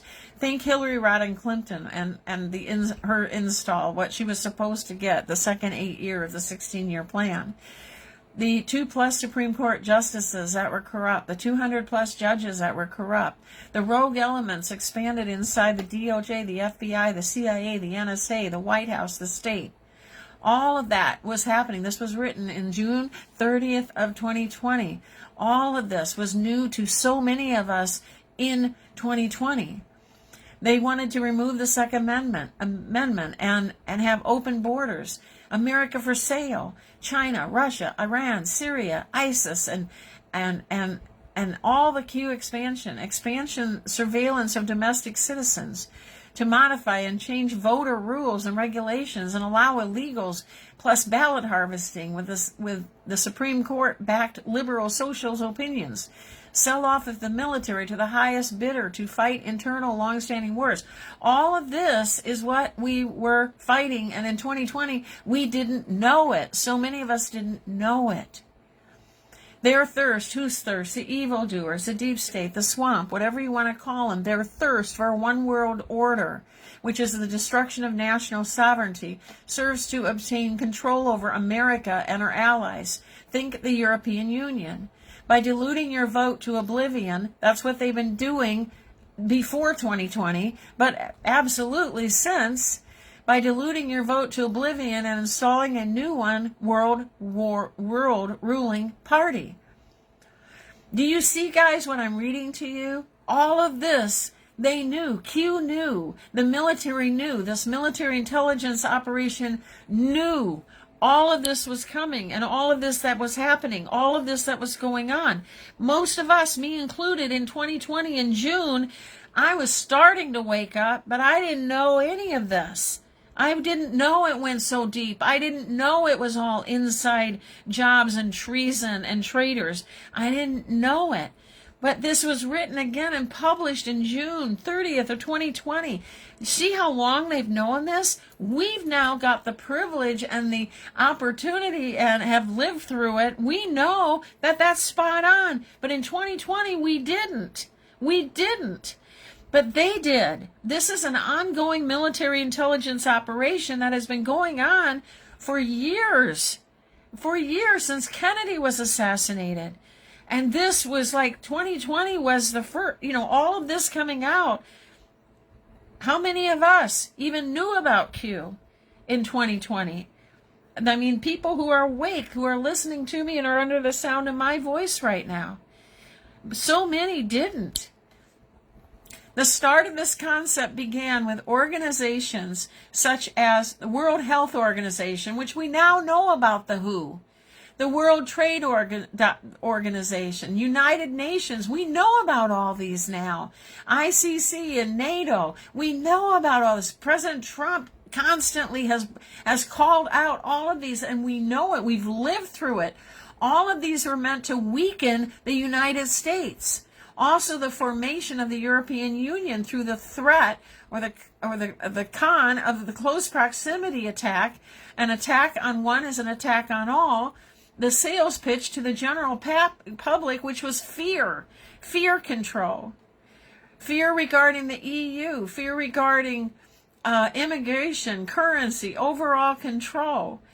Their thirst to remove your ability to defend yourself serves to prevent an uprising to challenge their control. That's why they've always wanted to remove the Second Amendment.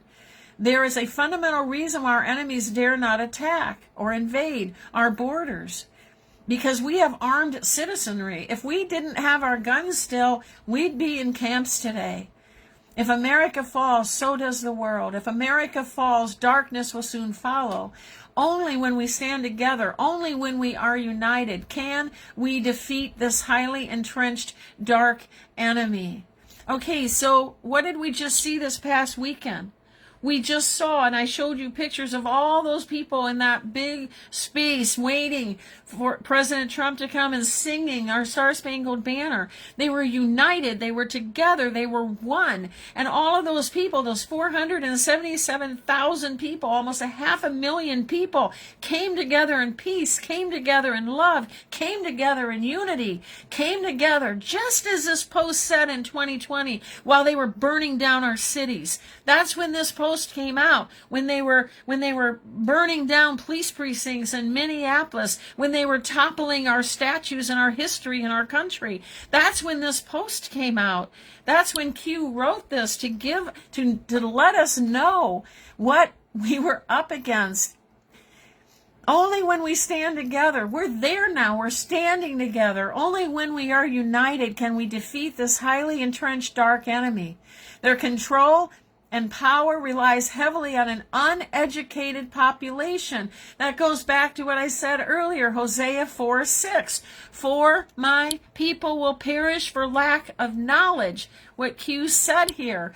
Their power and control relies heavily on ignorance, which is lack of knowledge. heavily on an uneducated population, a population that trusts without individual thought, a population that obeys without challenge, a population that remains outside of free thought and instead remains isolated, living in fear inside of the closed loop echo chamber of the controlled mainstream media. This is not about politics. This is about preserving our way of life and protecting the generations that follow. We are living in biblical times, children of light versus children of darkness, united against the invisible enemy of all humanity. This post was so full of information for all of us back when we weren't even ready for it. But as we read it today, and we can look at where we've been over the last 6 years since this was written, and where we're at, and what has happened, this just inspires me so much, because I know, they know, and they knew, the Q military operation knew, and had been working together to gather all of this to come together for such a time as this. And it's a long time period. It's not a short time period. We're 6 years after this post. But look, everything it said, everything. We've seen it with our own eyes. We've lived it. We know it. We're beyond it. We're so close to the entire defeat of the entire, the complete eradication of this evil system. And it's because God is with us. And when God is for us, who can be against us? Oh my gosh, it's just, we have to look back at these so we know without a shadow of a doubt that our feet are firmly planted in the truth, knowing that they knew, and everything they said was coming came, and everything he's done is for a purpose. A purpose. And the purpose is what God has called him to do for such a time as this, and lead God's people in this nation and worldwide out of this evil system. And we're so close, guys. We're so close. And we know it's true. So now we're going to segue once again and go to the final segment. I'm going to leave the drop, I think it was 529. We'll leave that for another time because I want to get to the part 6 of the Fall of the Cabal, the sequel, part 6 of 28. But I do want to make sure that I say hello to those that did come during the last parts of this podcast. My husband got on and is listening, and he said he couldn't get the phone to stop playing the last live. Well, maybe you didn't listen to it well enough, dear. maybe it's like a, trying to get you to hear what I said last time before you could hear this one. I don't know, but I'm glad you're here now. And welcome, Daniel. And Barb is with us from Granger here in Indiana, maybe 25, 30 minutes from my door. And welcome. And so glad you're here, Barb. And Jerry joined us from Goshen, Indiana. Welcome, Jerry. And she's about 45 minutes in another direction. And so glad that you are here. And Nikki joined us from South Carolina and wrote a message here and said, Nancy, that was spot on what you said about the call and how we woke up and realized we've been lied to our entire lives. True that many want to remain in their safe little world and submit to what the government tells them. I too have looked back, hoping the others would follow. You encouraged me with that, with what you said of letting go of the burden of people who aren't ready to see. Thank you, Nikki, for your feedback. I really appreciate that. All right, so we are going to go to the final segment. This video is 33 minutes and 17 seconds. So we will watch this together. Again, it's part 6 of the sequel to The Fall of the Cabal by Janet Ossebaard. And it is covering Henry Kissinger. There was a time when people just hung on every word that man said. I was very young, but people thought he was a good guy. Obviously, not another one that wasn't good. But also talking about this, as I said earlier, this population reduction plan. She's going to go into detail about that. And again, I just want to preface how I was told about it by multiple people decades ago, and I ignored it. They knew. How did they know? We're going to hear people say that to us at some point. Like, how did you... they may not say it to us, I believe they'll think it because I thought it. About people who told me about the reducing of the... There's certain algorithms with the word D, with the word population after it. So I'm careful how I say that. But at any rate, I say, and I've said this, how did they know? How did they know? And I believe people will say that about us. They may never admit it, but they'll say, how did they know? How did they know? All right. So also about NGOs, non-government organizations, as well as the UN, more information on that. So we're going to go ahead and watch this video, and do stay with it and watch it. You will learn so much. If you got to go, I understand it's late for people in East Coast time, but the video will be up later tonight on Facebook and also in Rumble, and I'll put it over to YouTube as well. So if you can't stay up, I'll say goodnight to you now, but hopefully you guys will stay with me and pray at the conclusion, and that's always a blessing for me when we're able to pray in agreement. All right, so here we go. As you can see, it's the end of part 5 just finished up, and part 6 begins now.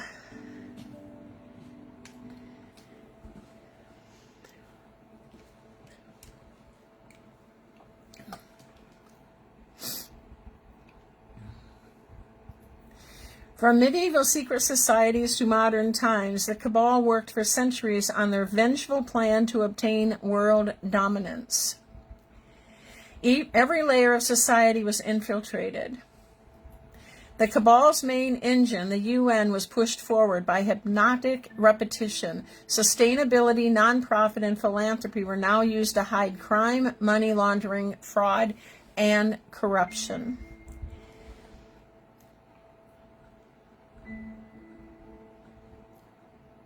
Henry Kissinger, world famous as U.S. Secretary of State and National Security Advisor under Nixon and Ford, by some hailed as a hero, by others maligned as a war criminal.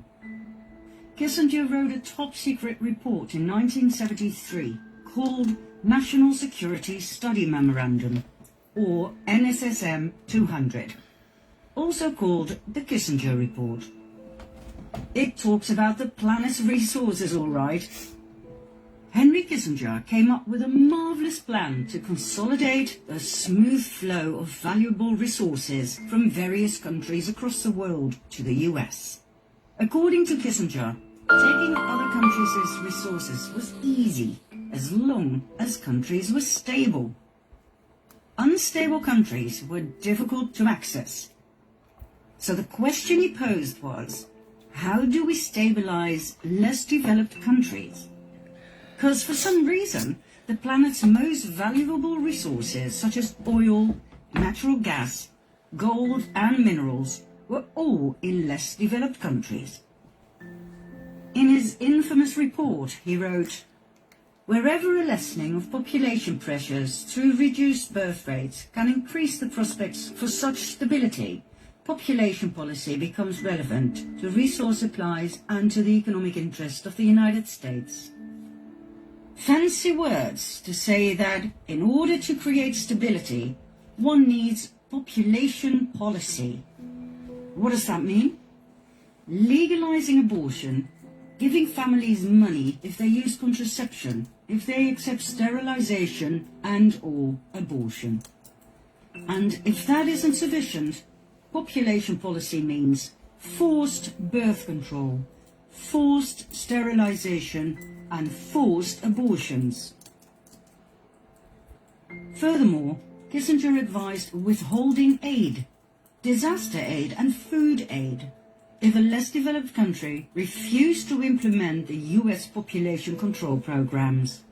That was the way to pillage a country of its resources, create stability by reducing the population, and, most importantly, by getting rid of the anti-imperialist youth, the youngsters who tend to ask critical questions. They had to disappear. The result? A massacre worldwide, documented thoroughly in various excellent and courageous research papers that, for some reason, were ignored by the mainstream media and by the UN itself. We will give you two examples, two of many: China and Peru. We all know about China's one-child policy that started in 1979. In 2015, this policy was changed into a two-child policy if the first baby is a girl. How does that work in practice? With the financial help of the United Nations Population Fund, formerly known as the United Nations Fund for Population Activities, the UNFPA, China developed state-of-the-art tracking systems and computer surveillance programs to keep track of women's monthly cycles. And if a woman is pregnant, the program will know immediately whether the unborn baby is her first, or, if it's a second, whether her first child was indeed a girl. If the system shows the baby in her belly is not allowed by the government to be there, she will be arrested and have a forced abortion. That, my dear viewer, is China's policy as approved of and stimulated by the UN. As soon as I was taken out of the van, I saw hundreds of pregnant moms there, all of them just like pigs in the slaughterhouse. The room was full of mums who had just gone through a forced abortion. Some mums were crying, some mums were screaming, and one was rolling on the floor in unbearable pain. Then it was my turn. It was the end of the world for me. When the surgery was finished, the nurse showed me part of my baby's bloody foot with her tweezers. After the forced abortion, the fetus or baby is left with its mother, either in bed or in a bucket. This insane sadistic cruelty is topped up with the absence of any kind of support system for the traumatized parents. As we want people to know what is happening in the world with the support of the UN, we will show some shocking pictures. If you don't want to watch, that's understandable and we fully respect that. Simply close your eyes for 16 seconds, starting from the moment the music changes. Now.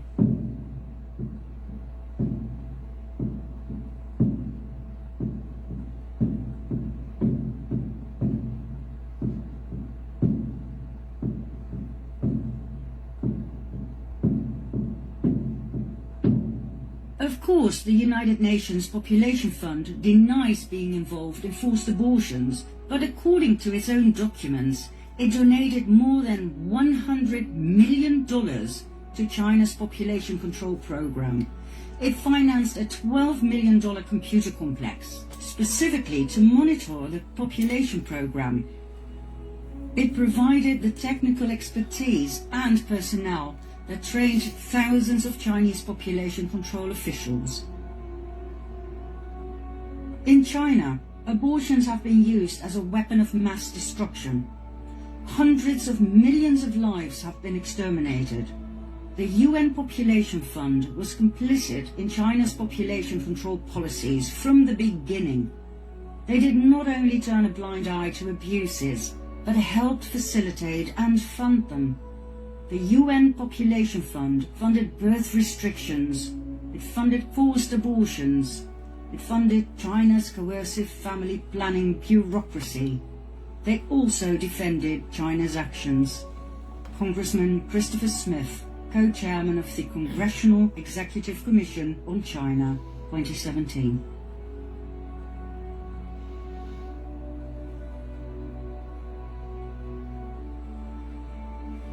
One result of the one-child policy that we never hear the UN about is the surge in female infanticide that has now resulted in a disastrous sex ratio of 115 boys to every 100 girls.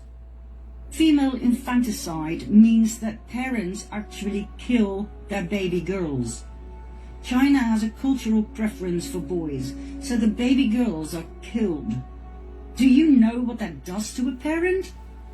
If you do, it will not surprise you that China has the highest female suicide rate in the world, and it is the only country listed where the number of suicides among women surpasses that of men. Any sympathy from the UN? No. On the contrary, the United Nations Population Fund presented China with a UN award for the most outstanding population control program.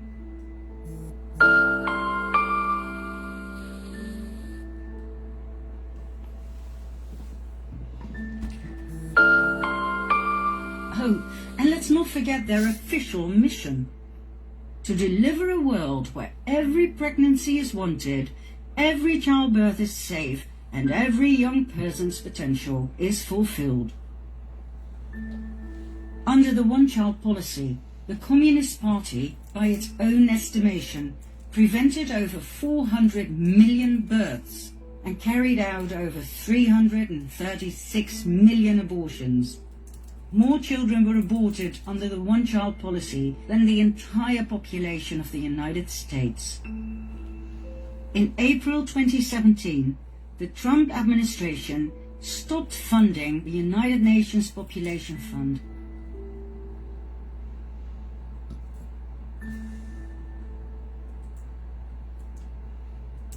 Peru. Between 1995 and 1907, over 250,000 Peruvian women were sterilized as part of a program to fulfill President Fujimori's family planning goals, financed by the US. Although this campaign was called the Voluntary Surgical Contraception Campaign, many of these procedures were forced. In fact, women whose underweight children were on government food programs were threatened with the withholding of this food if they refused to be sterilized, and others were kidnapped from their families and forcibly sterilized. In a little over 2 years, 250,000 women were deeply traumatized. Most of them were poor and indigenous. Not all women survived the surgery due to poor hygiene in the local hospitals. At least 100 women from my area went to the clinic that day. We were promised medicine. A lorry took us to the clinic. We all arrived innocent and happy. Then we heard screams and I just ran, but the doors were locked so I could not escape. I was 3 months pregnant. The health center staff knew this. They still went ahead. When I woke up, I was sterilized against my will.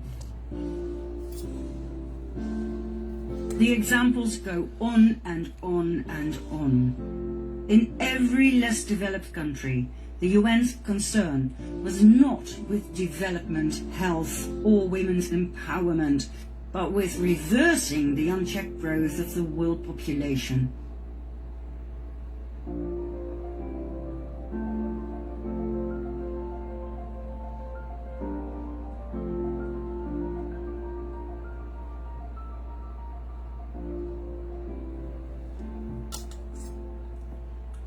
From the very beginning, the concept of a population explosion was a false alarm specifically designed to allow rich nations to pillage the resources of the poorer nations. And Kissinger? He simply laid out the protocols of Zion for modern times. Who is Kissinger really? He was born in 1923 in southern Germany, right at the Cabal center of Bavaria. His full name? Heinz Alfred Kissinger. He claims to be Jewish, but his credentials show all the signs of Khazarian roots.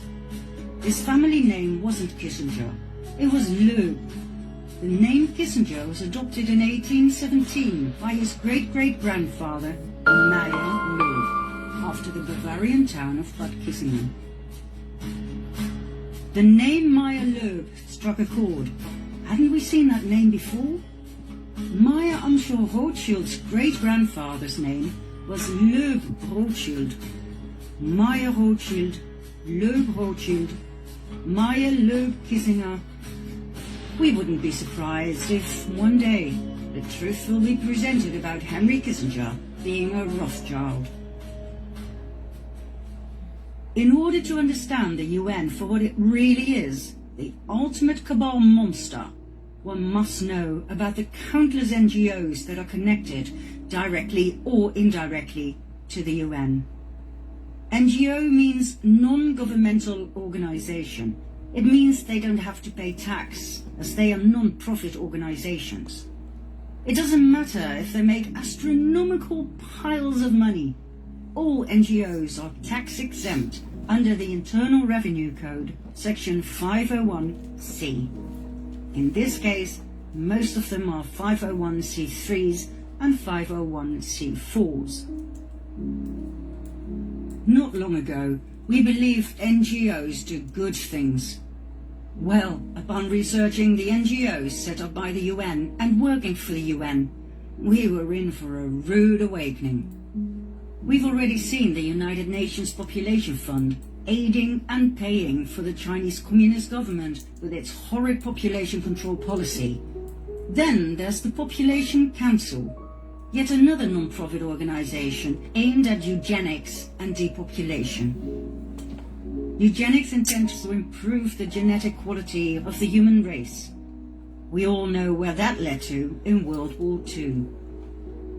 Isn't it remarkable that the Population Council actually presents itself as addressing critical health and development issues such as voluntary family planning and girls' empowerment?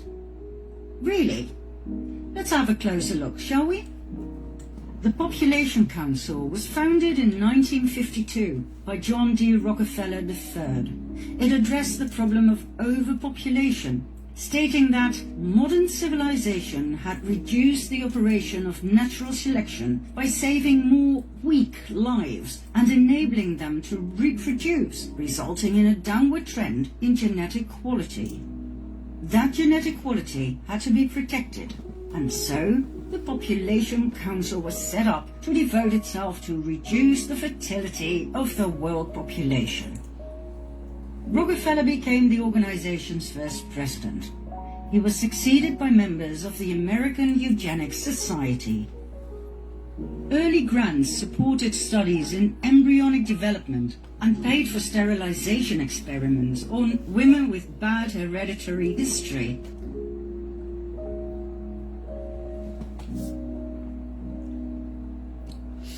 It was clear from the start that the Population Council had nothing to do with protecting women's health and safety. It had everything to do with the cabal's depopulation program.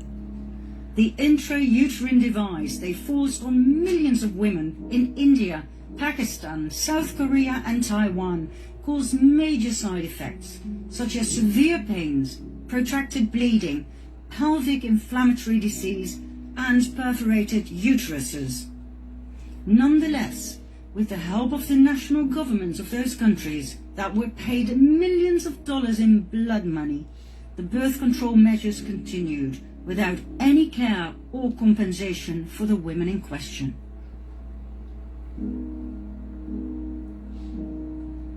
In 1969, the Population Council published an article entitled Beyond Family Planning.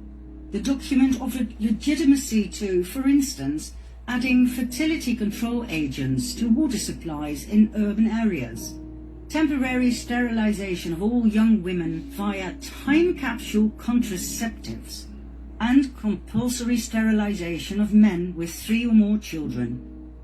Once again, the Population Council actually presents itself as addressing critical health and development issues, such as voluntary family planning. Voluntary? Really?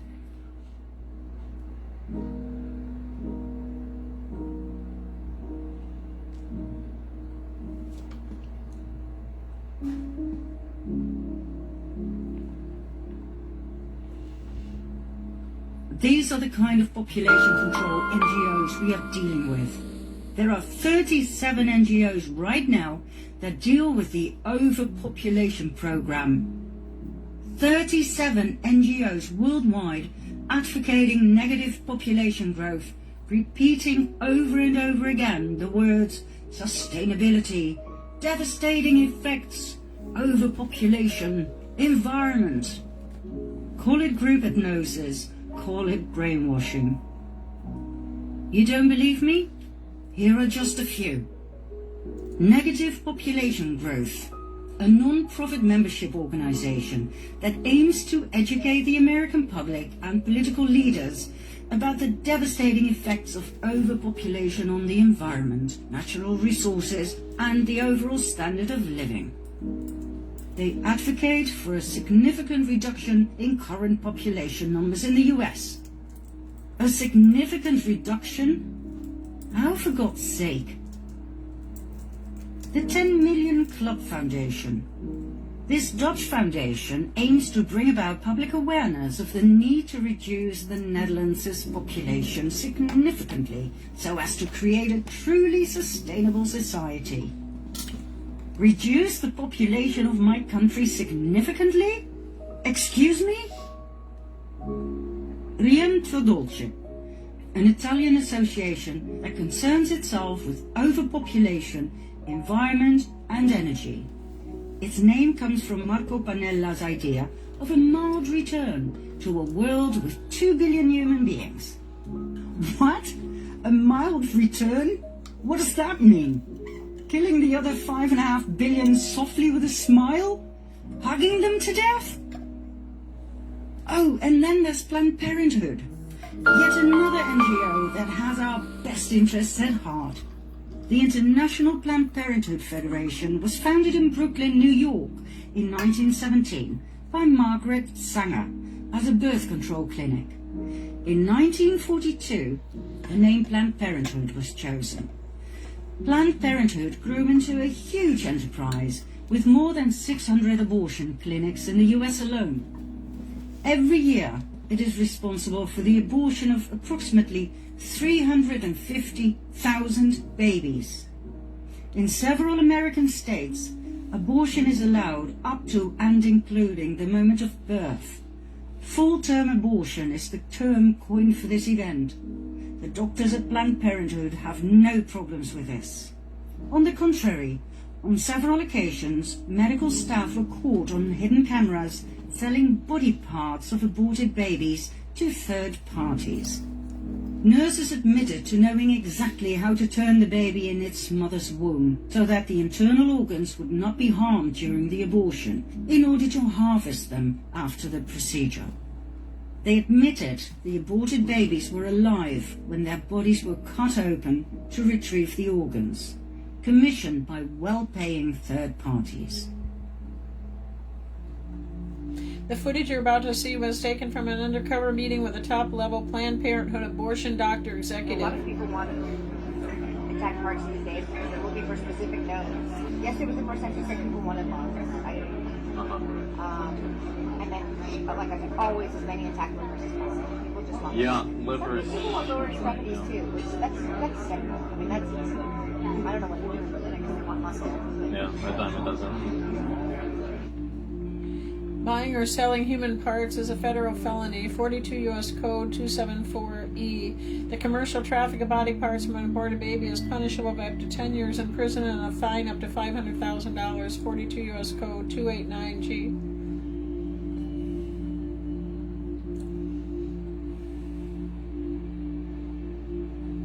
This is an actual order form of what people order. On July 25, 2014, investigators posing as a fetal tissue procurement company met with Planned Parenthood Senior Director of Medical Services, Deborah Nucatola. I'm the medical director Planned for the Parenthood. national office for all Right. You know, I'm going to throw a number out. I would say it's probably anywhere from $30 to $100, depending on the facility and what's involved. The $30 to $100 price, that's per specimen that we're talking Per about, right? specimen. Yeah. Yes. How much of a difference can it actually make if you know what kind of what's expected or what we need versus? It makes a huge difference. I'd say a lot of people want liver. Mm-hmm. And for that reason, most providers put this case under ultrasound guidance, so they'll know where they're putting their forceps. Kind of rate-limiting step of the procedure is calvarium. Calvarium, the head is basically the biggest part. Most of the other stuff can come out intact. Right. It's very rare to have a patient that doesn't have enough dilation to evacuate all the other To bring the body cavity out, intact and all that. So then you're just kind of cognizant of where you put your thrusters. You try to intentionally go above and below the thorax so that, you know, we've been very good at getting cars on the lower because we know that, so I'm not going to crush that part. I'm going to basically crush below, I'm going to crush above, and I'm going to see if I get out intact. And with the calvarium, in general, some people will actually try to change the presentation so that it's not vertex. So it's a vertex presentation. You never have enough dilation in the case unless you have real huge amount of dilation to deliver an intact calvarium. So if you do it starting from the breech presentation, there's dilation that happens as the case comes out, and often the last evacuated intact calvarium. So I mean, there are certainly steps that can be taken. So they can convert to breech, for example, exactly. at the start of the. Exactly. They can ultrasound guidance. They can just change the presentation. Using ultrasound guidance to convert the fetus to breech position and extract and attack the fetus up to the head is identical to the illegal partial birth abortion procedure. Partial birth abortion is a federal felony punishable for up to 2 years in prison and/or a fine up to $250,000. A fetus extracted intact and alive during an abortion is a Federal abortion ban is a law, and laws are up to interpretation. So if I say on day one I do not intend to do this, what ultimately happens doesn't matter. On May 22, 2015, investigators posing as fetal tissue procurement company met with the CEO of STEM Express LLC, Kate Dyer. They partnered with Planned Parenthood affiliates around the country to harvest aborted baby parts since its founding in 2010. The company paid Planned Parenthood $50 to $75 per baby. Realistically, if we were to baby part, I couldn't read that what fast do we enough. think you could get? I mean, what do you feel like you could get? Volume-wise? Yeah, Okay. on specifically liver tissue, because that's such an area of demand for us. Right. So liver and what about intact specimens? Oh yeah, I mean, if you had intact cases, which we've done a lot, so we sometimes ship those back to our lab in its entirety. So what would keep your lab happy? Like, what would make your lab happy? Another 50 livers a week. You can handle that. Yeah. Okay. Yeah, you probably know potentially. I mean, I think that one of the issues with neural tissue is so fragile. It's insanely fragile. Right. I was going to say is that I know we get requests for it's the hardest thing in the world to ship. You do the whole calvarium. That's it. Yeah, that's the easiest way. And I mean, we've actually had good success with that in the past. So, like, make sure the eyes are closed. Tell the lab it's coming. You don't open the box. Oh, God. So, yeah, whereas so many of the academic labs cannot fly like that. They're just not capable. Why is that? I don't understand it. It's almost like they don't want to know where it comes from. I can see that. Where they're like, we need limbs, but no hands and feet need to be attached. And you're like, They just want the long bones and they don't want to see that they want you to take it all off. Like, make it so that we don't know what it is. Yeah. It's like, Bone the chicken for me, and then that's it. Yeah, Or and like, then I'll eat it. But we not. know what it is. I mean, but their lab. This goes to that whole stigma. Oh You know, yeah. this is- And their lab techs freak out and have meltdowns, and so it's just kind of like, yeah. So, I mean, I think you're either in the cause or you're not. Yeah. And if you're not in the cause, like, they don't need you around. Get out. They need champions, and if you're not a champion, you should go. Yeah. Because that's just, you know, and I don't know, the clinics, you know, they're very guarded, as they should be. Yeah. And who do they let in their house? They want champions in their house, right? Hello, I'm Cecile Richards, President of Planned Parenthood Federation of America. I want to be really clear. The allegation that Planned Parenthood profits in any way from tissue donation is not true. The footage you're about to see was taken from an undercover meeting with a top-level Planned Parenthood abortion doctor executive. Some viewers may find this content disturbing. What would you expect for intact tissue? What sort of compensation? What sort of... Well, why don't you start by telling me what you're used to paying?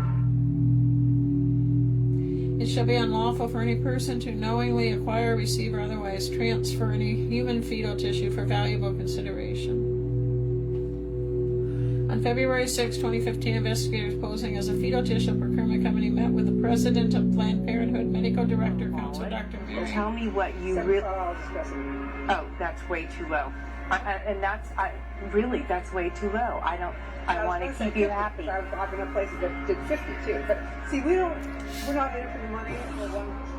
Now this is for tissue that you actually take, not just the tissue that person volunteered that you can't find anything. Exactly. Here's another thought is we can talk about specimen as per specimen per case or per procured tissue sample, which would be so that if we're able to get a liver thymus pair, maybe that is $75 per specimen, and so that's for liver thymus pair, and that's $150 versus if we can get liver thymus, brain hemisphere, and all that, then and then so that protects us so that we're not paying for what we can't use.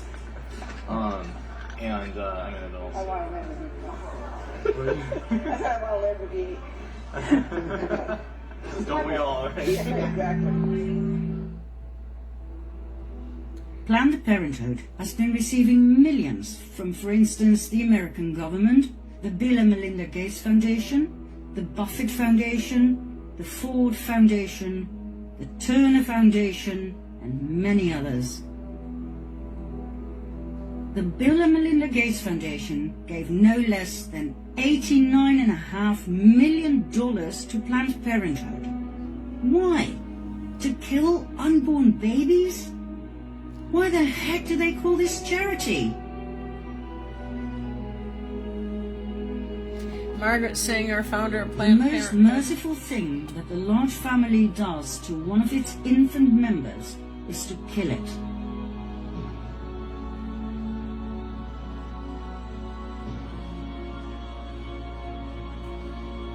The most urgent problem today is how to limit and discourage the over-fertility of the mentally and physically defective.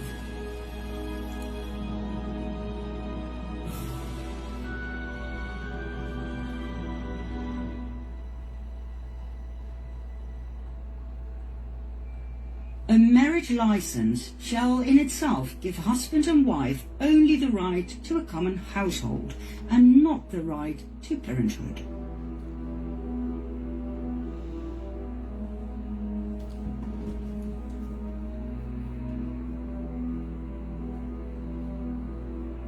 No woman shall have the legal right to bear a child, and no man shall have the right to become a father without a permit for parenthood.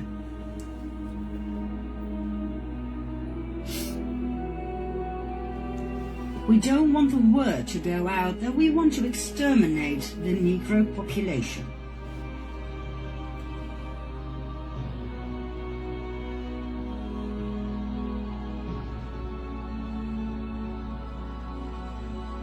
But for my view, I believe that there should be no more babies. I admire Margaret Sanger enormously. Her courage, her tenacity, her vision.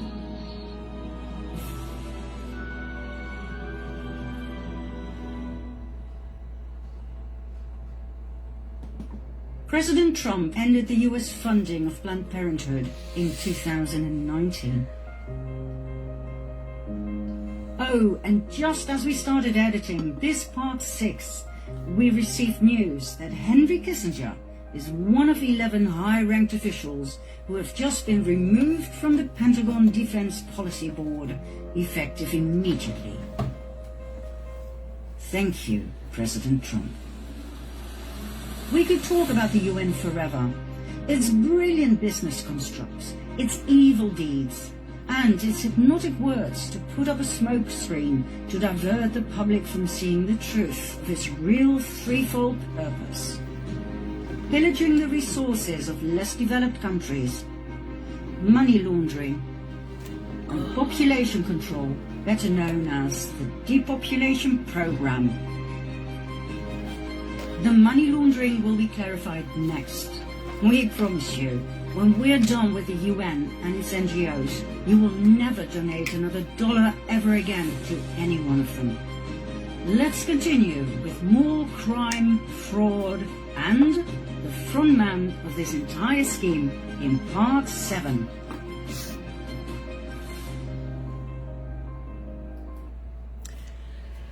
Oh, that's a rough one, isn't it? I'll never forget the first time I saw it. I just couldn't wrap my head around it. I mean, that it was real, that they do this. I mean, the way they talk in these hidden interviews, the laughing, I mean, it's like these, I can't even call these people, because people to me have a soul and a heart, and it's like they're soulless and they're heartless. It's like President Trump says communists are godless, you know, godless communists. He said that a lot over the last week about communists. And then when you do what we do, and you know what we know, and you know that President Trump, most know that are awake, that he has been actively putting down the UN. He knows this stuff. He knows what the UN is. He knows what the UN does. He knows the things in this video are not new. And so when people we know denounce President Trump and, you know, call him Bad Man Orange, or, you know, he's evil, or he's the Antichrist, or he's this or that, that's why I can stand so firm and solid in my belief in his goodness and his desire to do good and right, and a willingness to be obedient to God's calling, because I see in real time and in action, for instance, when he stopped funding Planned Parenthood, when he stopped funding it, it's like an antichrist or somebody who worships Satan. Number one, he consistently declares Jesus Christ the Son of God, and he openly talks about it. They can't do that. Satanists cannot do that.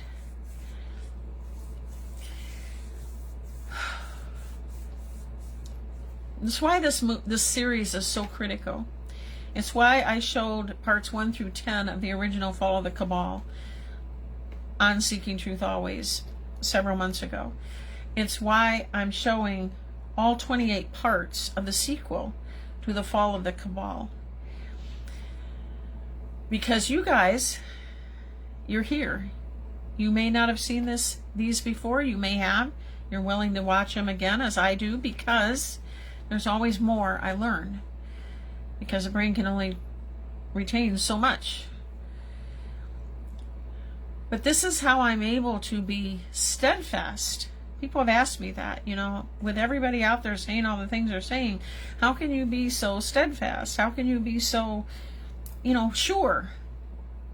Because I've seen what President Trump has done to combat this evil and stand up against it, and continues to do so.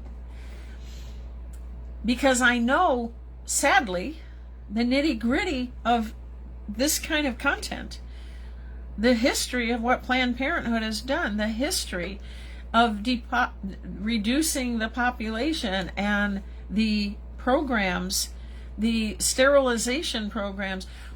You guys, that was all coming to America. It would still come to America if he weren't following God's call. Because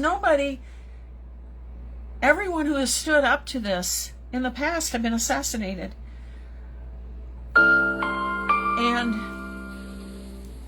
by the grace of God, when God is for us, who can be against us?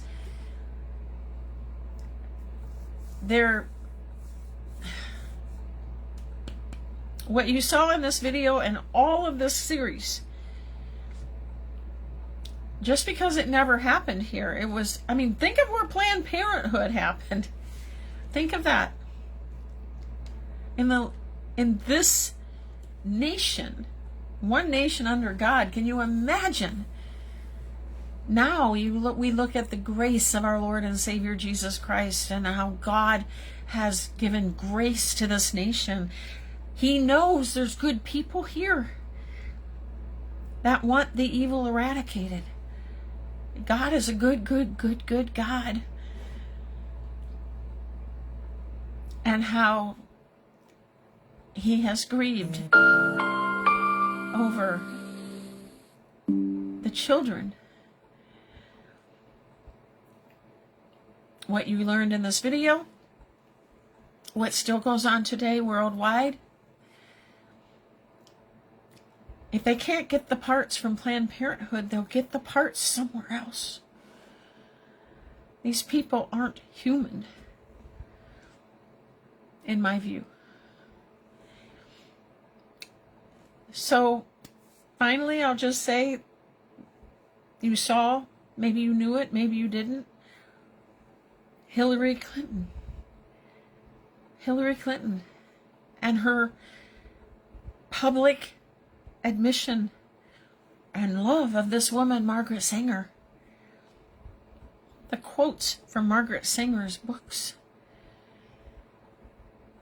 I mean, we're talking sheer evil here. These people talking about negotiating the price of baby parts, talking about them like they're just objects, like this coaster.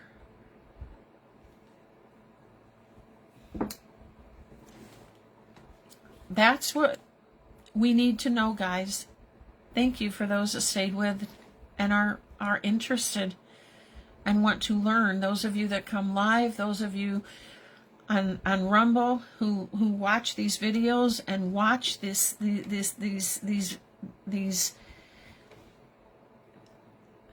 absolutely must understand and know where we've been to appreciate where we're at and where we're going, and to appreciate who's leading the charge, and to steadfastly stand in support.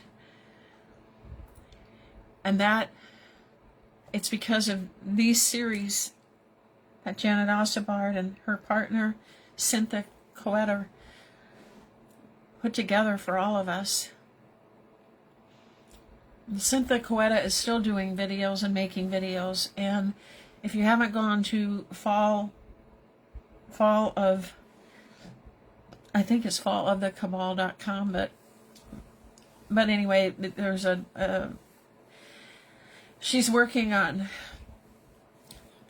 she put out a children's series since Janet passed away or went into witness protection, and that's what I pray for. But she did a children's series. You should look that up. It might be fallofcabal.com, but at any rate, you can go to her channel in Rumble. If you've got kids or you've got grandkids, she made a series specifically, Cyntha Koeter,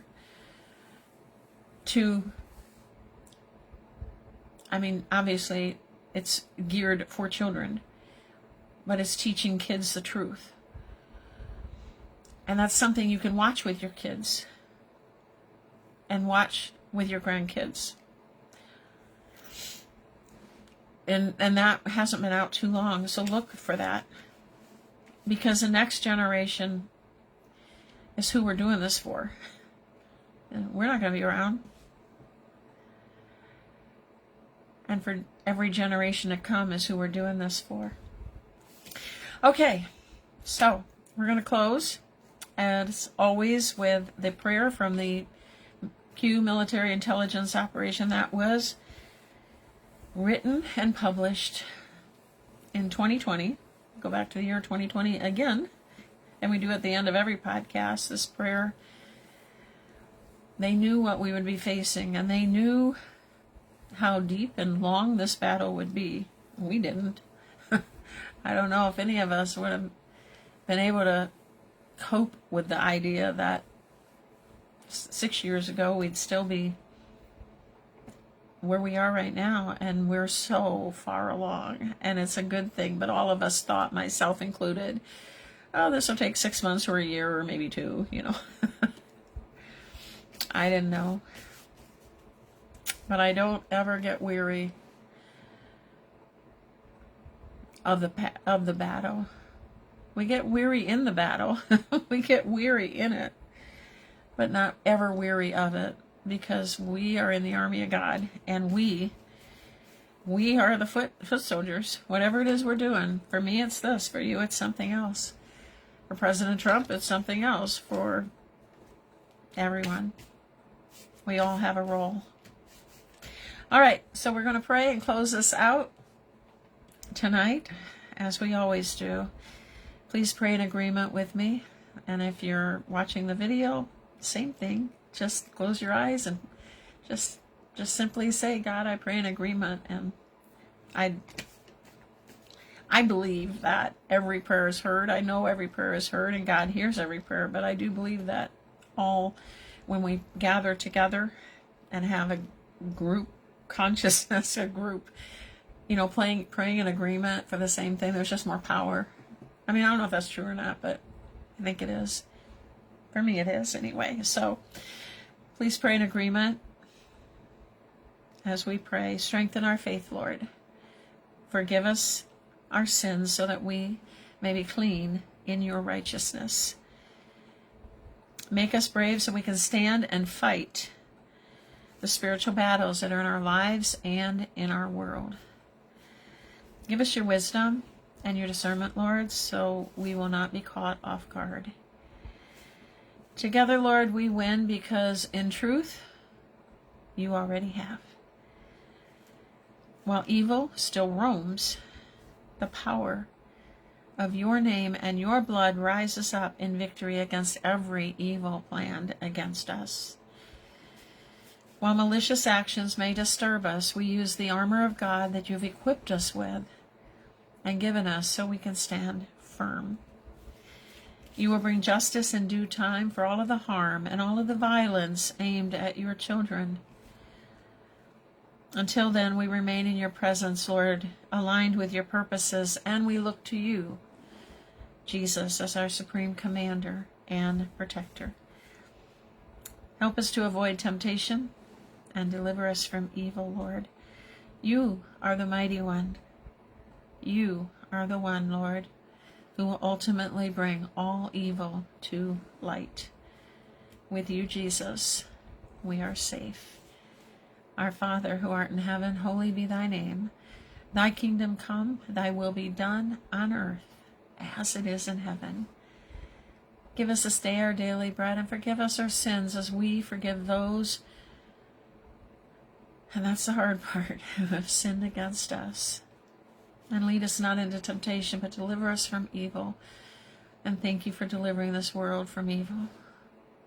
For thine is the kingdom and the power and the glory forever and ever. And all the people said, amen. So that will do it for tonight. Thank you, everyone that was live and with us together on this podcast. And thank you to all of you who are watching the videos after I get them posted up in the different platforms. I would love to hear from you. Leave a comment. I would love to hear where you're from. And I appreciate every comment, and I answer everyone. Go over to YouTube. Please get that one moving more too, so it gets out to more people. People need to hear this information. Other podcasters aren't sharing it. So many of them are just whining, moaning, and groaning. People need this information. So please go out there and try to build up YouTube so it can get out to more people. I do get harassed more by those people over there. There's some people that don't like the truth that I share in this platform or over there, but that's why I'm there. And for all of you on Rumble, thank you for your support all these years and getting us up to 6,200 followers. Thank you. So I value your comments. Thank you when you do comment, and I look forward to communicating with you. With that, I'm going to say this is Nancy with Seeking Truth Always. I look forward to being with you next time later this week.